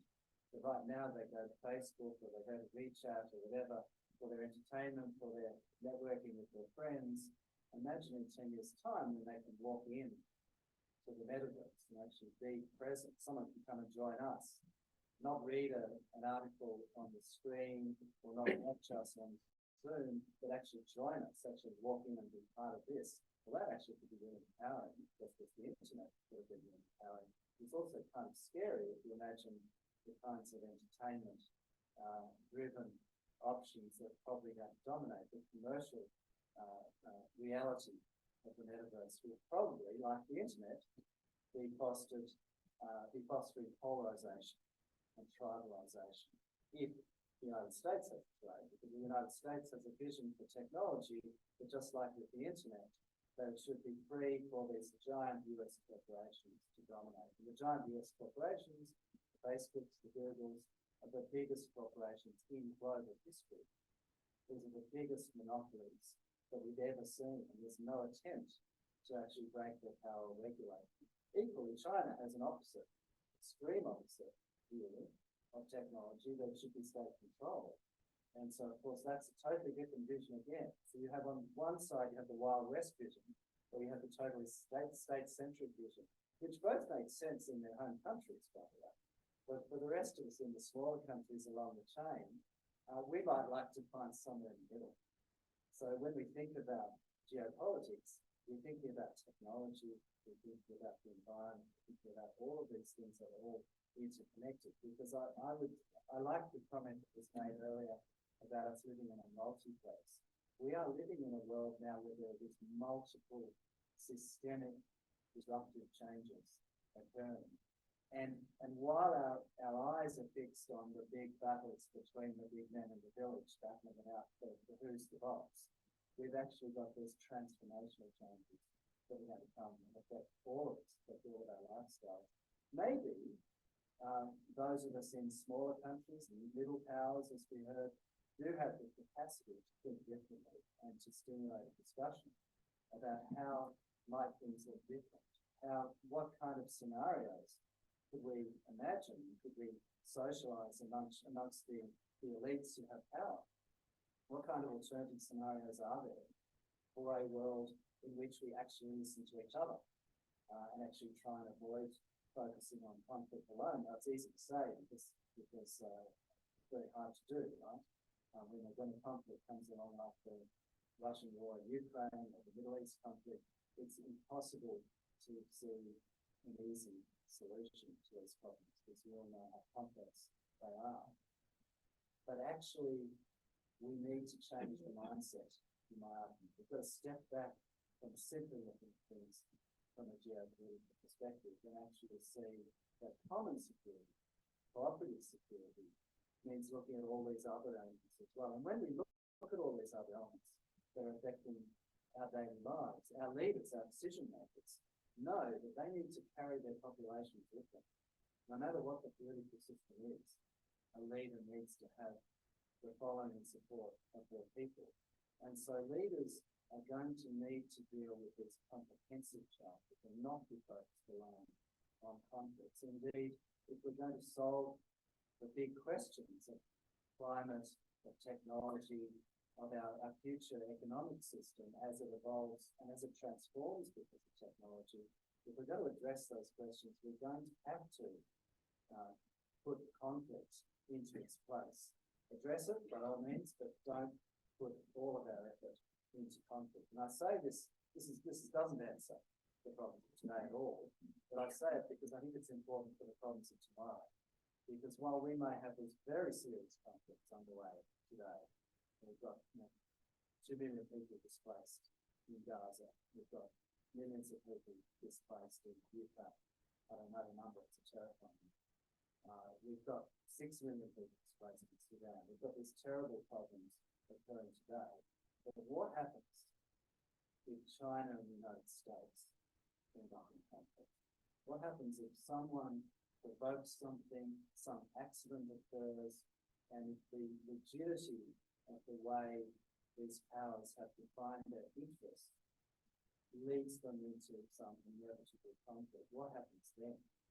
This is on the same unthinkable scale as those of us old enough to remember the Cold War. We all remember the risks that we live with on a daily basis of the United States and the Soviet Union having a nuclear conflict. But we also knew that in those days there were hotlines. We also knew that there was a level of maturity. There were constant negotiations about arms control limits, about communication, and there were hard red lines that the two superpowers didn't cross as well. And that meant some sad compromises, like the beautiful country I've been living in recently, Hungary, is a good example of that, was sacrificed by the West because of hard red lines. So it's not easy to draw hard red lines at all, but it kept the peace.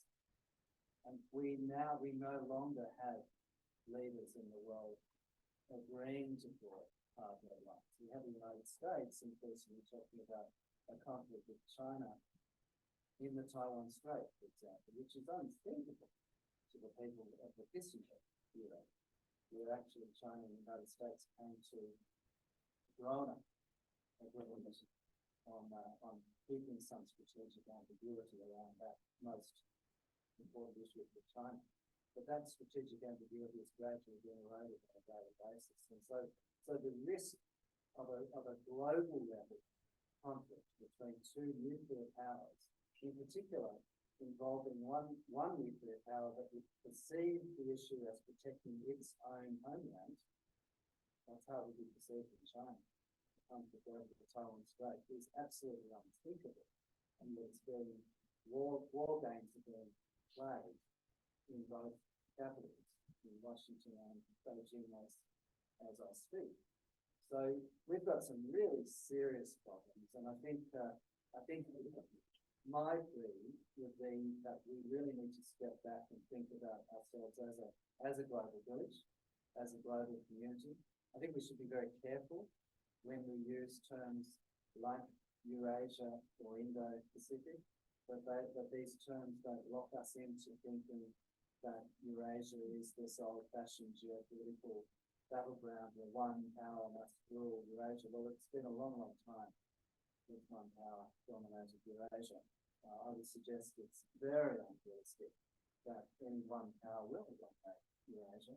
And equally, the Indo-Pacific is much more complex than planners and think tanks being very well funded in Washington and other places to propagate this Indo-Pacific idea are really grappling with. They're really not grappling with the complexity of it. So let me finish just again on a personal note. So as an Australian, when I hear the Regional Comprehensive Economic Partnership being discussed as some sort of geopolitical play, I scratch my head because it's a total misunderstanding of what has been going on in the Asia-Pacific region for the last decades. Actually, since World War II, we've had this incredibly successful development process in East Asia. Japan was first, and then Korea and Taiwan and Singapore, but of course the big one has been China itself. This incredible development based on free trade, open to investment, embedding these countries into global value chains. The Regional Comprehensive Economic Partnership is a grouping of the ASEAN 10, Australia, New Zealand, Japan, and Korea. It's not a geopolitical entity at all. It shouldn't be linked to anything that has any geopolitical focus whatsoever. The Regional Comprehensive Economic Partnership is about understanding that the world is complex. We're all incredibly different countries, different political systems. We have tensions between us, but we know that it's in our interest to work together. That's the magic of the world's biggest free trade area. And it's a lesson that perhaps we can learn from thinking about the world sometimes from that perspective, where it's all blue. There's a lot of ocean, but there's a lot of trade. There's a lot of economic power in the Asia-Pacific region that does not need conflict. Thank you. Thank you very much, dear Dr. Morris. Do we have any questions in our audience? If no, I will give you time to think about these very interesting speeches, and I have many questions for our speakers. I will start from Dr. Janardhan. Thank you for your very interesting speech. And you have mentioned about China's growing role in Gulf region. As I understand, governments are not mind, and they are also looking for growing their relations, developing their relations with China. But what about public? What public is thinking about these relations, about China's impact in the region? And the other question is, what about another rising Asian power, great power, India? What is the role of India in this region? And is there any kind of competition between India and China? Thank you.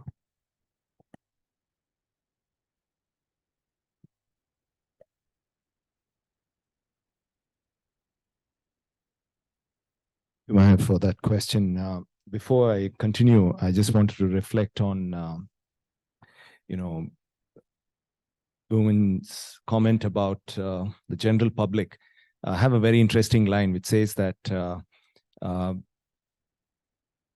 the average man on the street, the opinion of the average man on the street or average man on the street is smarter than those who tweet.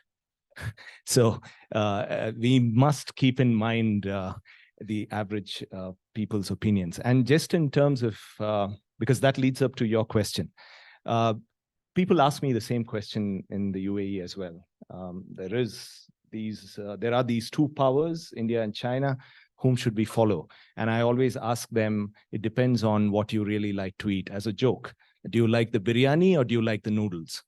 Right, at the end of the day. But that's really simplistic at the end of the day. But the fact of the matter is, look, I mean, India has had great civilizational contact with the Gulf countries, and China is a relative newcomer to the region. For a long time, the Gulf countries did not deal with China, largely because China was a communist country and communism is antithetical to Islam. But now it's non-ideological economic policy, foreign policy, and security policy in the region. Economic sense is common sense. So China is a big player. I don't think the region, the governments as such make any distinction. And because it is a sort of top-down approach in the region, the people really follow whatever the government follows. And why not? I mean, largely in the past, they had very few options. Now, when it comes to technology, a lot of things that people have gotten used to is also about familiarity and in terms of how they want to change things. In the past, if you go back to many of our parents' generation, they would want to buy one color television, for example, which lasted them long enough. But now there are so many products in the market which are available for them that they want to keep changing every now and then. So the public opinion is fair. They are looking for opportunities. And when we think of the Gulf, let's think of what's happening in the United States. The tariff war, for example, was not a success simply because people have gotten just used to a lot of Chinese products. They don't care about nationalism anymore. They care more about what can our dollars buy for us. And I think they will go for things that give their more bang for their buck. And I don't see too much of a competition. Yes, at the government level, there is competition, but I think the market is big enough for people to have this sort of healthy competition. And I always tell people that you should not be looking at events in the world purely from the prism of cooperation, competition, and confrontation. These are the three things that come to mind usually, the 3 C's.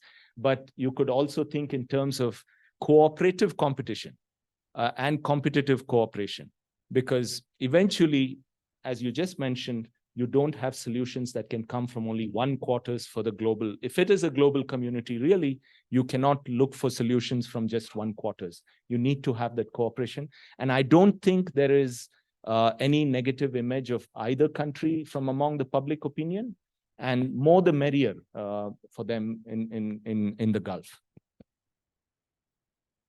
Thank you very much. Thank you very much for your answer. My second question is for Professor Gärtner. Actually, he is one of the main scholars who are doing research for a long time in neutrality. And as we are in Armenia, what do you think about Armenia's future as a neutral state? Is there any chance, and what you will suggest, recommend to Armenia? Thank you. Thank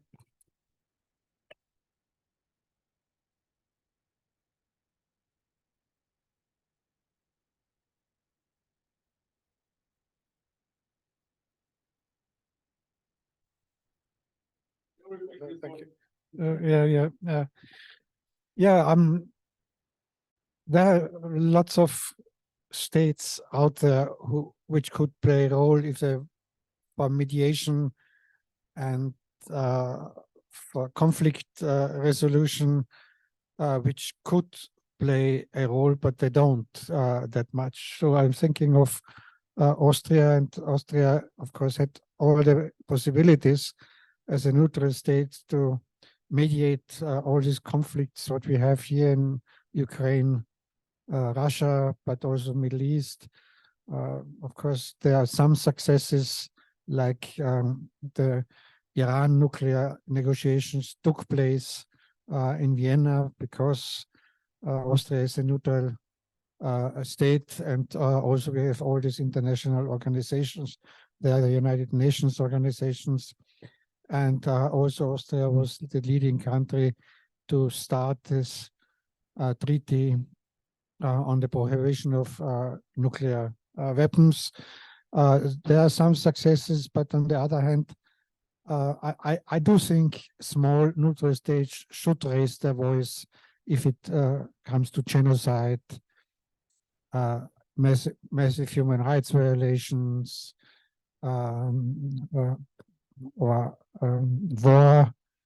But they still should keep open the communication with all the conflicting parties. That's what small neutral states should do. I think Qatar is an excellent example what they're doing now. They're behaving like a neutral states, even so they're not explicitly a neutral states. Of course, they have this US-British base there, but which is more exterritorial, and so like Cyprus as well. So small states, whether neutral or not, and Yerevan or Singapore, or they could act not only impartially but omnipartially. So reaching out to all sides, even so they are free to raise their voice. I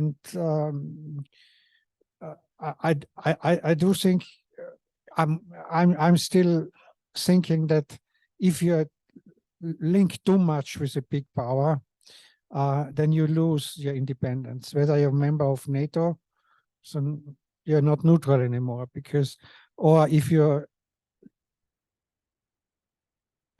closely aligned with a big power, you are considered to be an executor of the big power interests, of the geopolitical interests. So, of course, I appreciate if from the perspective of a smaller states, that Armenia is trying to keep as much independence as possible. Because if you are part of an alliance, and Armenia knows this, you might well be abandoned. So an alliance is not that security guarantee that many would like, but you also might be entangled in the conflict of an alliance, so which is not your own conflict. So there are surveys by the European Council on Foreign Relations, which is very much a transatlantic council in Brussels, every 2 years about citizens in the among citizens of the European Union about the conflict between China and the US. So the question they ask is, which side would you take if there is a conflict between China and the US? The question is not even is a military conflict, it's only a conflict. This year, they included a conflict over Taiwan. 2 years ago, it was just a conflict. But surprisingly, 60 to 65% of the European Union citizens, Austria was not even included in this survey, they would say, I rather stay neutral. We want rather to be neutral and not be involved in a war or a conflict which is not ours. So being neutrality is a very natural attitude. So should not talk too long. If you ask me about neutrality, I was just to trigger something in my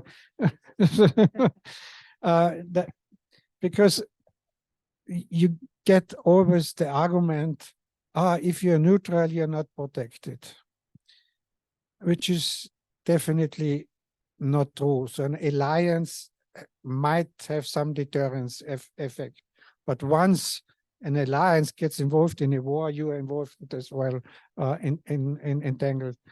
I did with my students, I looked at neutral states in the past, and we found out that neutrality as such is a pretty good security guarantee. You needn't have to an alliance. So neutral states are not attacked in peacetime. Of course, if there's a big war, neutral states might once in a while, not always, overruled as well. So if you have Belgium, First and Second World War, but you cannot ask from a neutral states to prevent a world war. So but there are very few cases where neutrality has been violated if there's not a big war like Hawaii in 1895 or Mexico in 1847. So very few cases. Of course, neutrality was violated, but if you have a First World War, Second World War, Vietnam War, Cambodia and Laos were neutral. So, but in the case of a big war, neutral states are not the first target. The first targets that are the hostile alliances and the hostile big powers. Once in a while, neutral states stay in the way. So I think I know Armenia has its own role to play, but small states can play a better role taking the tasks of mediation and diplomacy. So, and you can say about Qatar what you want, but they are doing this, what Austria should do. So Austria is a neutral state, but they don't do what they're supposed to do. Thank you very much. And our question is for Dr. Mabin. Actually, as you know, I am teaching at several Armenian universities about China's foreign policy, but it is good opportunity to hear some answers from Chinese scholar from China's viewpoint, and after teach my students. So I need to learn from you. Maybe my question is a little bit simple, but it is also hard. As a Chinese scholar, please mention 3 main security issues of China. Which 3 questions you think that much more important for China and threaten Chinese security? Thank you. Okay, for the Chinese security, three main questions. I think the first one is the integrity of the country's territory, and as the Chinese policy, as the Chinese official policy have declared it along many times and for a long time, and the second one I think is as Chinese official statement is the sovereignty and the independence of this this country, and maybe I think this is because of the long history in the past 200 years about these countries, maybe the semi-colonial history of experience. And the third one, I think, is the stability of the Chinese neighboring countries, like in Southeast Asia, like in Central Asia, and also in Northeast Asia. I think those three are the main security issues for the Chinese policy. Thank you very much, Dr. Mabin. And my another question is for Dr. Korolev. Of course, we are independent scholars and officials are officials, but as a scholars, as a young Russian scholar, how do you see Russia's role in multipolar world order 2.0? And can you bring us some examples, results about the conjunction of Eurasian Economic Union and Belt and Road Initiative? Thank you.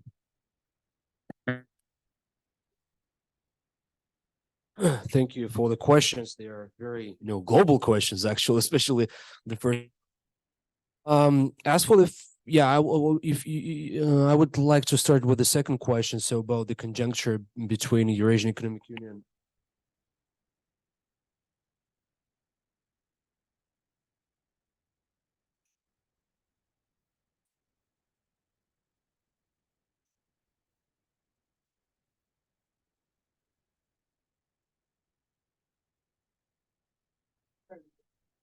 All right.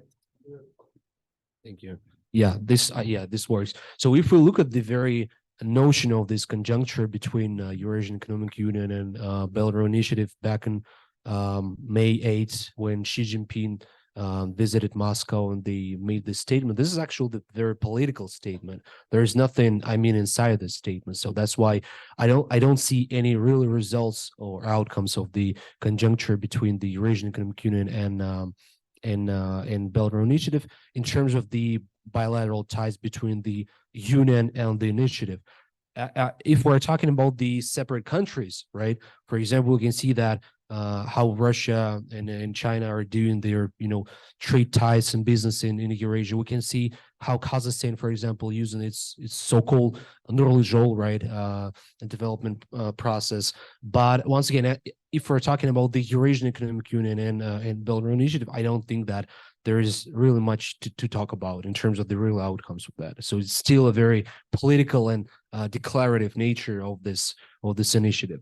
As for the first, I think it's basically, if we're talking about the multipolarity, I don't like actually the discourse of so-called the just or fair multipolarity, because it's a very subjective, right? So, many countries think that it's this type of world order, this is fair and this is the only way how we should live in, right? Some say that no, it's a different. So that's why I don't like to use this, labels and brands like fair or not fair when you want, or because of course, what would we compare with? If we compare the new multipolarity with the European concert in 19th century, this is pretty different, right?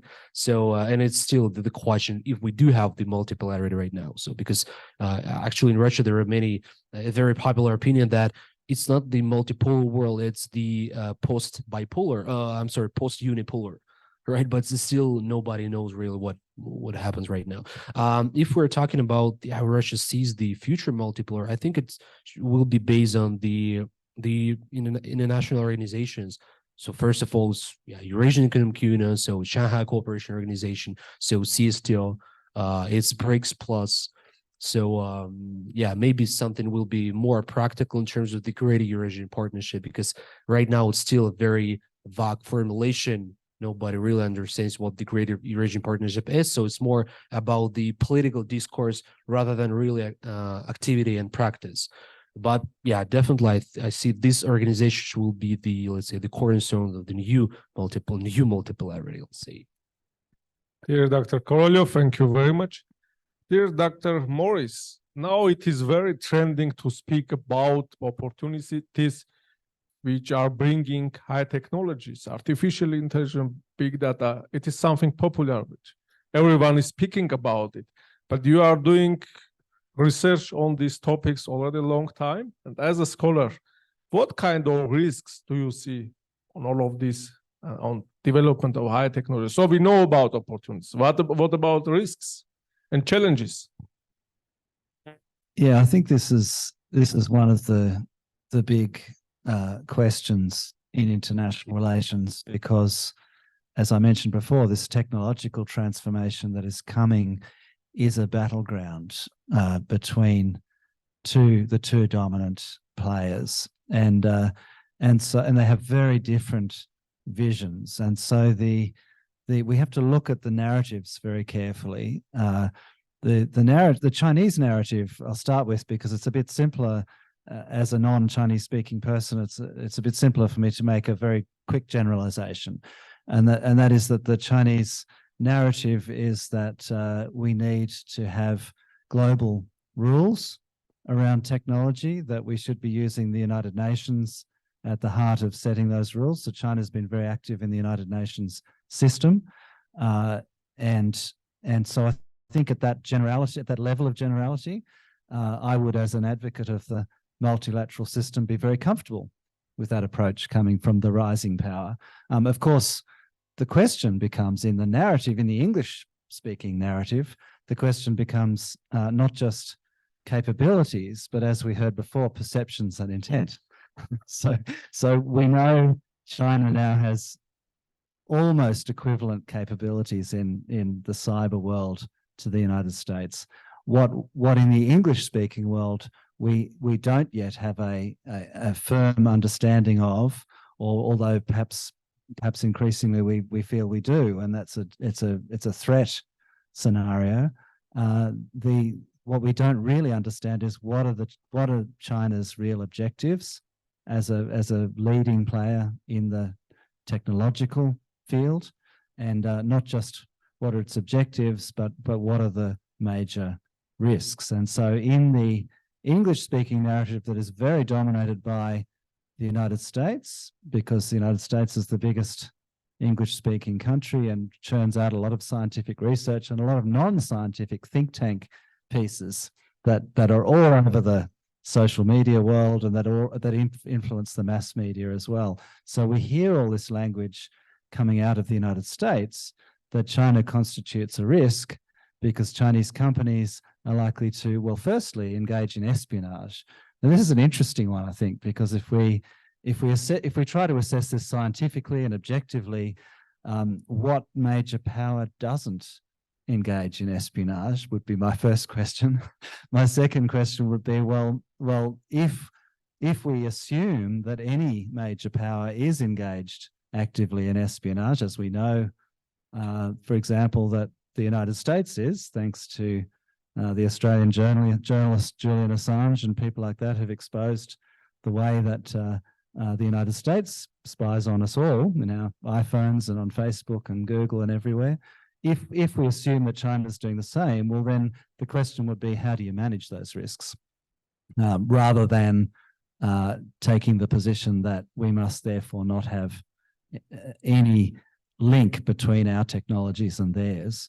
But this question of whether we must have a break, a decoupling between the two technology systems, rests on the second risk, I think. I don't think the espionage risk is the key one. However, it's the one that the Americans use the most. When they talk about Huawei, they make claims that Huawei has been manipulated for espionage. I've researched it and haven't found any evidence, but you wouldn't expect to find evidence, because espionage by its very nature is secretive. And so maybe all companies by all major powers are manipulated for espionage. But the second risk is the one of cyber attack. So this is the question where states in the unipolar world, in the period of globalization, governments, perhaps unwisely, have linked all of their critical infrastructure to the internet.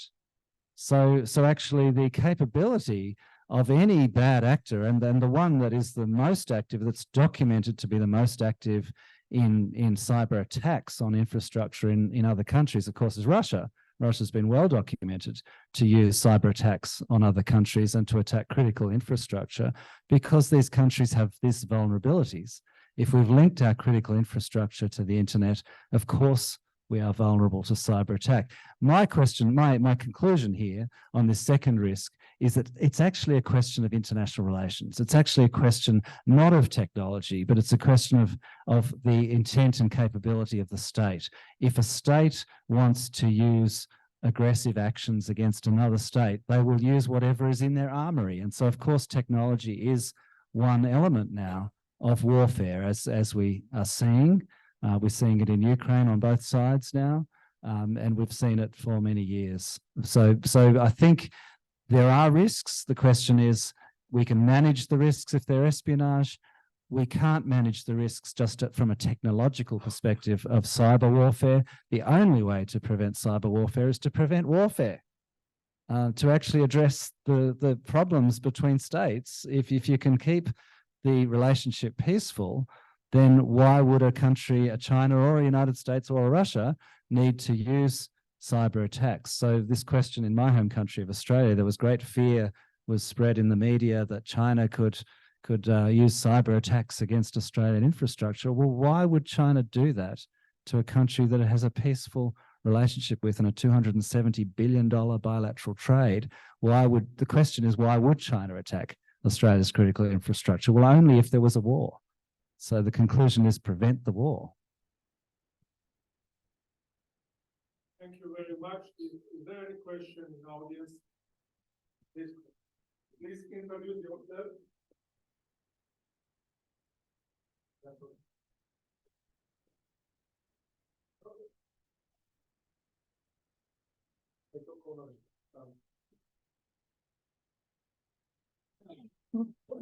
Okay, that works. Thank you.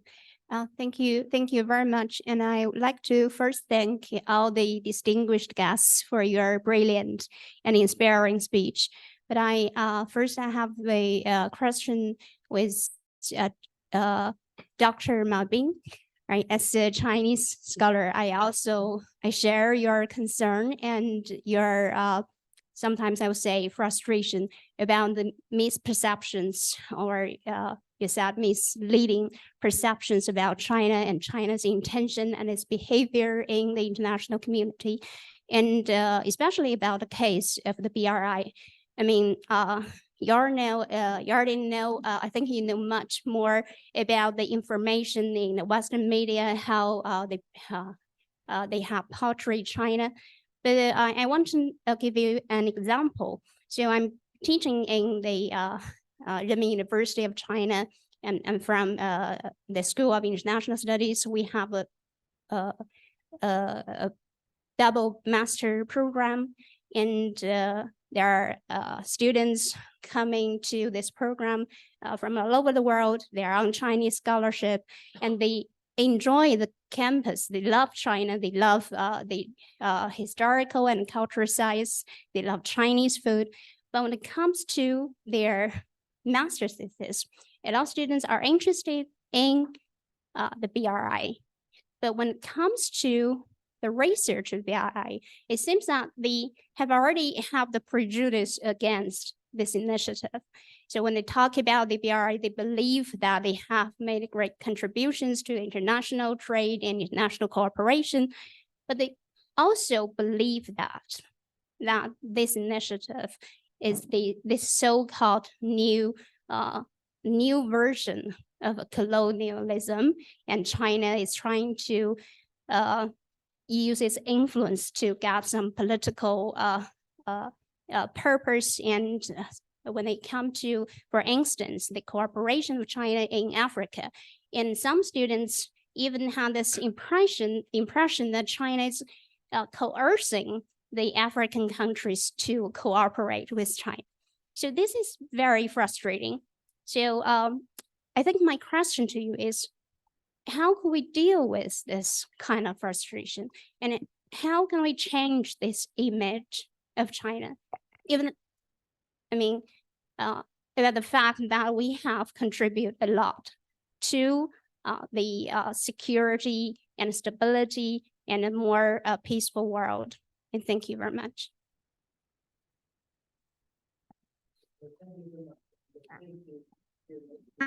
Situation very clear about the misunderstanding and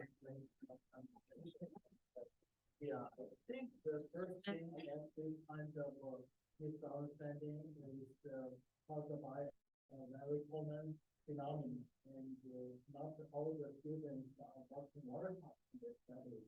Usually, we are increasing a lot of very popular things, and this is the first thing, and the second thing, I think, this kind of thing, this kind of knowledge about is because of that.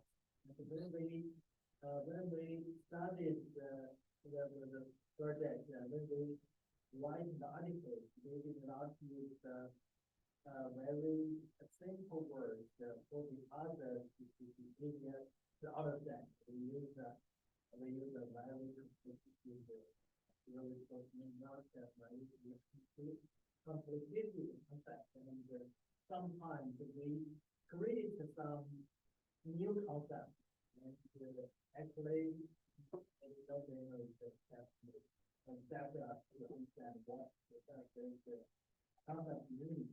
And that's the thing that I think how we lose the power of the word in the public opinion. And there's also the other, I think the third reason is about the BI itself, because the BI is still in the process of the system itself, and there are always some new situations and new challenges for the BI in China and the other countries. Not everything is very clear, and they need a lot of more explanation, more studies to describe it, to explain it. And the thing that we three reasons is they are the three main reasons about this reason.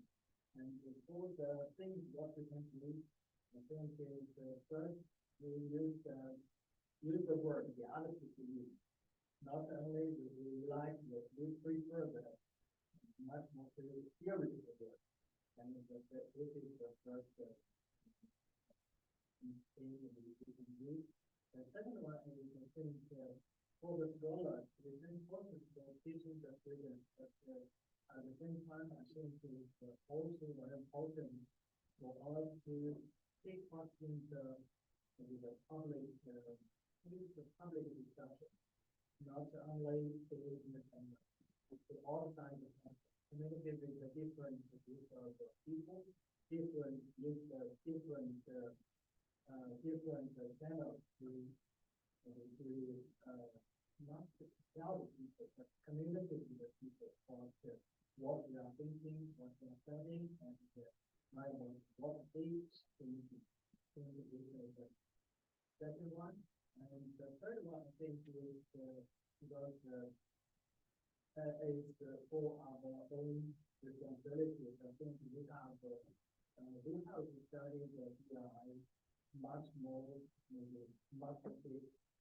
more detailed to know what is the BI meaning exactly to the different fields.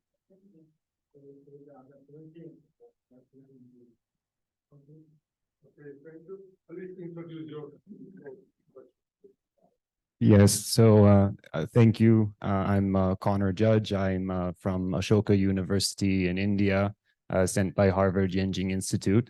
And I think that this whole panel is very interesting because we have representatives of different academic institutions in different countries who are from other countries. So we've got an Australian representing Hungary, we've got Indian representing UAE, and I'm an American representing India. And so then over the last month or so, I've been kind of on a whirlwind. I started in Hyderabad in a Chinese studies conference in India, then proceeded to the European Silk Road Summit in Budapest, and then I was back for COP28, and Vladimir Putin flew over my head, and now I'm here in Armenia just in the span of a month. So I'm kind of seeing this whole Eurasian connectivity from a very different perspective. First, I think, I want to reiterate, as an American, even I believe in BRI. I don't believe that China has these always ulterior political intentions about it. But there's complications, right? Because there's countries in the middle, and Russia's invasion of Ukraine has complicated the picture in a big way, because a lot of freight, this was discussed at the European Silk Road Summit, a lot of freight has gone over the main route, through Russia, through Belarus to Małaszewicze port, and the volumes have significantly gone down, and now China is investing significantly in the middle corridor. And key to the middle corridor is, of course, Azerbaijan, and less transit fees, less linkages. That's in the interest of any trade transit partner country. So absolutely, Azerbaijan does not want Armenia to get any piece of this, which is the wrong way to look at it. And if I don't bring this up here, where will I bring this up? We are here because we're affirming our commitment to Armenia's sovereignty, not in a nationalistic way, but in a way that Armenia can continue to develop economically. I think Belarus kind of falls in a similar bracket. The trade needs to go through these countries in a way that benefits everyone. So if the panelists could speak to that, or if anyone has any other comments about that, happy. But this is the center of Eurasia here in Armenia, and I'm glad to be here again. Thank you, Connor. Thank you very much for your important comment. So you aided the US voice in this panel. Thank you. Another question? Do we have any other? Please.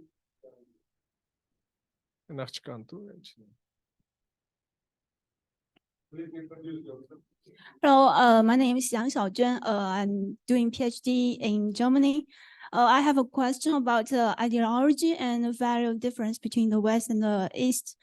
As we can see that the world is going to divide more and more, and nations and people are standing or choosing stance to more and more. And I'm always wondering about how much weight does the ideology difference or the value of conflict of value play in this process, or is it compared to the geopolitical interests? Thank you.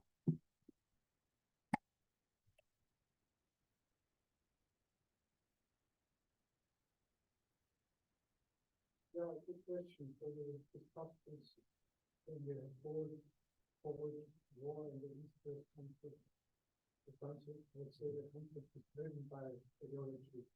It's driven by answer is nuclear terrorism. So we do have, as I said, a situation where again, polarization, everybody is looking for its own ideology. But I do see in order to make the argument for geopolitics, all those types of ideology. So geopolitics comes first. So you talk about values, rules-based order. If you have geopolitical interests, people will always. We can come to Azerbaijan conflict. Armenia shares much more values with the European Union. But the European Union has geopolitical interests concerning gas, and the Commissioner underlines that Azerbaijan is a very stable country. So that's why Azerbaijan, in many ways, it's closer the European Union because of energy, but the values would be much, in terms of values, Armenia would be much closer to the European Union. So in order to compare here. But we see it in the Gaza-Ukraine conflict. First, the Europeans are much more silent when it comes to human rights violations. What we see in the Gaza, the Ukraine conflict, they were quick to come out and say that's almost genocide. So I don't deny all these accusations, but there is a double standard out there because of geopolitical interests. So ideology is always something to back up your arguments, your interests. So, of course, you have this democracy versus autocracy, but there is no American president or vice president or foreign minister who did not visit Vietnam.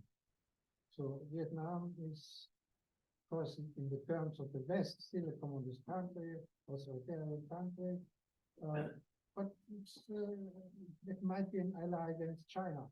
So you forget about this rule-based order and democracies versus autocracy. So it's pretty much, ideology is pretty much a hypocrisy.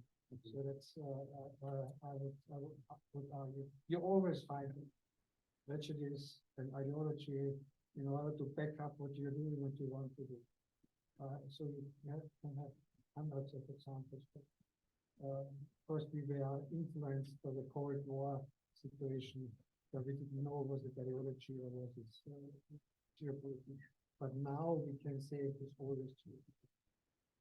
David, you also want to go back to that. Thank you. I agree with those comments, and I think ideology often contains double standards, there's no doubt, but I wouldn't underestimate how important ideology is and how there's a feedback loop between interests and ideology. And we heard before the comment that the future of the world is going to be determined on how the United States responds to the rise of China. And I think not only do we need to understand China and the way China sees the world, because it does have a civilizational difference from the West, but equally we in the non-American world need to understand America as well. I've had the great life privilege of living in both China and the US, and I reckon they're both pretty ideological places at times. The United States has a genuine belief deep in its culture, and it's been backed up by lots of historical experience that people in America would see as evidence. They believe they should lead the world. They believe they must lead the world. They believe they are on the side of good, that they are on the side of right, and that the world is a black and white world in which there are goodies and there are baddies. You only have to watch a Hollywood film to see the basis of American culture. And I don't say this as a criticism. I actually genuinely believe that most Americans believe this. I've talked to Americans in recent years about the rise of China, and I think the most sincere comments they make are when they say, "But this will, how will we be able to maintain the side of right? How will we be able to maintain the rule of law, for example?" Which, of course, we know this is hypocrisy. We in this room know this, but I actually think it's genuinely believed. So we need to grapple with this. And we could say the same about China, that people genuinely believe Chinese ideology as well. But I think the most important one for us to understand is the Americans, because if they genuinely believe that they must remain the leaders of the world order, then, as Mearsheimer says, the rise of China is an existential threat to the United States. When China has the capacity that Japan had in the 1940s to move across the Pacific and to attack the American interests and American homeland, when China gets to that capability, which arguably it's getting close, that will be an existential threat to America. It doesn't mean China will do it. I don't believe China will do it, but Americans will have this existential fear of a rival, of a peer competitor. And I think that's the fundamental question. I think it's where our interests and ideology combine, because if you have an ideological belief and your interests back it up, you've got to address both. We can't just talk about interests. But it was you saying it was geopolitics. We were talking existential threat is a geopolitical question. So, but we will have a proof. If Trump comes into the White House, you're correct. US has the idea to be the leading power, the exceptional power. That's always backed up with different ideologies. So when Trump comes into the White House, we will not have a talk anymore about democracies versus autocracies. We will have America first, but it's with a new ideology, but with the same goal. New ideology with the same leading role of the US. So we forget about this old ideology. We find a nine. You always find something. Thank you very much. Thank you. And the last question, please, yeah, introduce yourself. A lot of presentations, a lot of ideas, so I want to elaborate on the comment here. An Armenian coming from the Middle East. Very complicated, but yeah. So regarding the middle corridor, which is Turkey pushing a lot, questions to Dr. Kim. What China's position exactly on when it comes to the middle corridor, given the balance of power after 2020 war between Armenia and Azerbaijan, we start realizing, I mean, the fact that Turkey is now very active there in South Caucasus and even Central Asia. So like Turkey is becoming a bit closer to China. Do you see this as an opportunity or actually maybe a concern or threat to one of the three threats that you mentioned?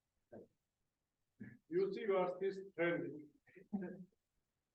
Okay, thank you very much. About the middle corridor, and you said the position of the policy of the Chinese on this issue. I think because the middle corridor is it was proposed by Azerbaijan, Turkey, and also Georgia and Hungary, and also Serbia, and a lot of Middle East and Europe countries have this kind of proposals. And actually, if I'm not wrong, these kind of proposals are before the BRI. And when the BRI was put forward, when the China and Europe's connectivity, I mean the facilities connectivity booming, and the middle corridors proposal became more I think re-emerged in this region. And not only Azerbaijan but also Turkey, they have the new statement and the new agreements last year. And also, as you mentioned, of the Central Asia states, Turkmenistan, Kazakhstan, they also have these kind of agreements with Turkey, with Azerbaijan, and for that that's the these countries' attitude toward these middle corridors. And for China, a middle corridor is one of the alternatives for the north route, and especially from last year when the conflict broke out, the middle corridor seems like more important. And I know there are a lot of Chinese companies who, especially for the logistic companies, they are focusing on improve the performance of the middle corridors. And a lot of companies, they do some field work in this region and also signed the agreements with these countries' companies to make the better performance of these corridors. And for the Chinese, the government policy, we can see the Trans-Caspian Sea international corridors in this October, in the third international forum of the BRI. And I think this is a very official and very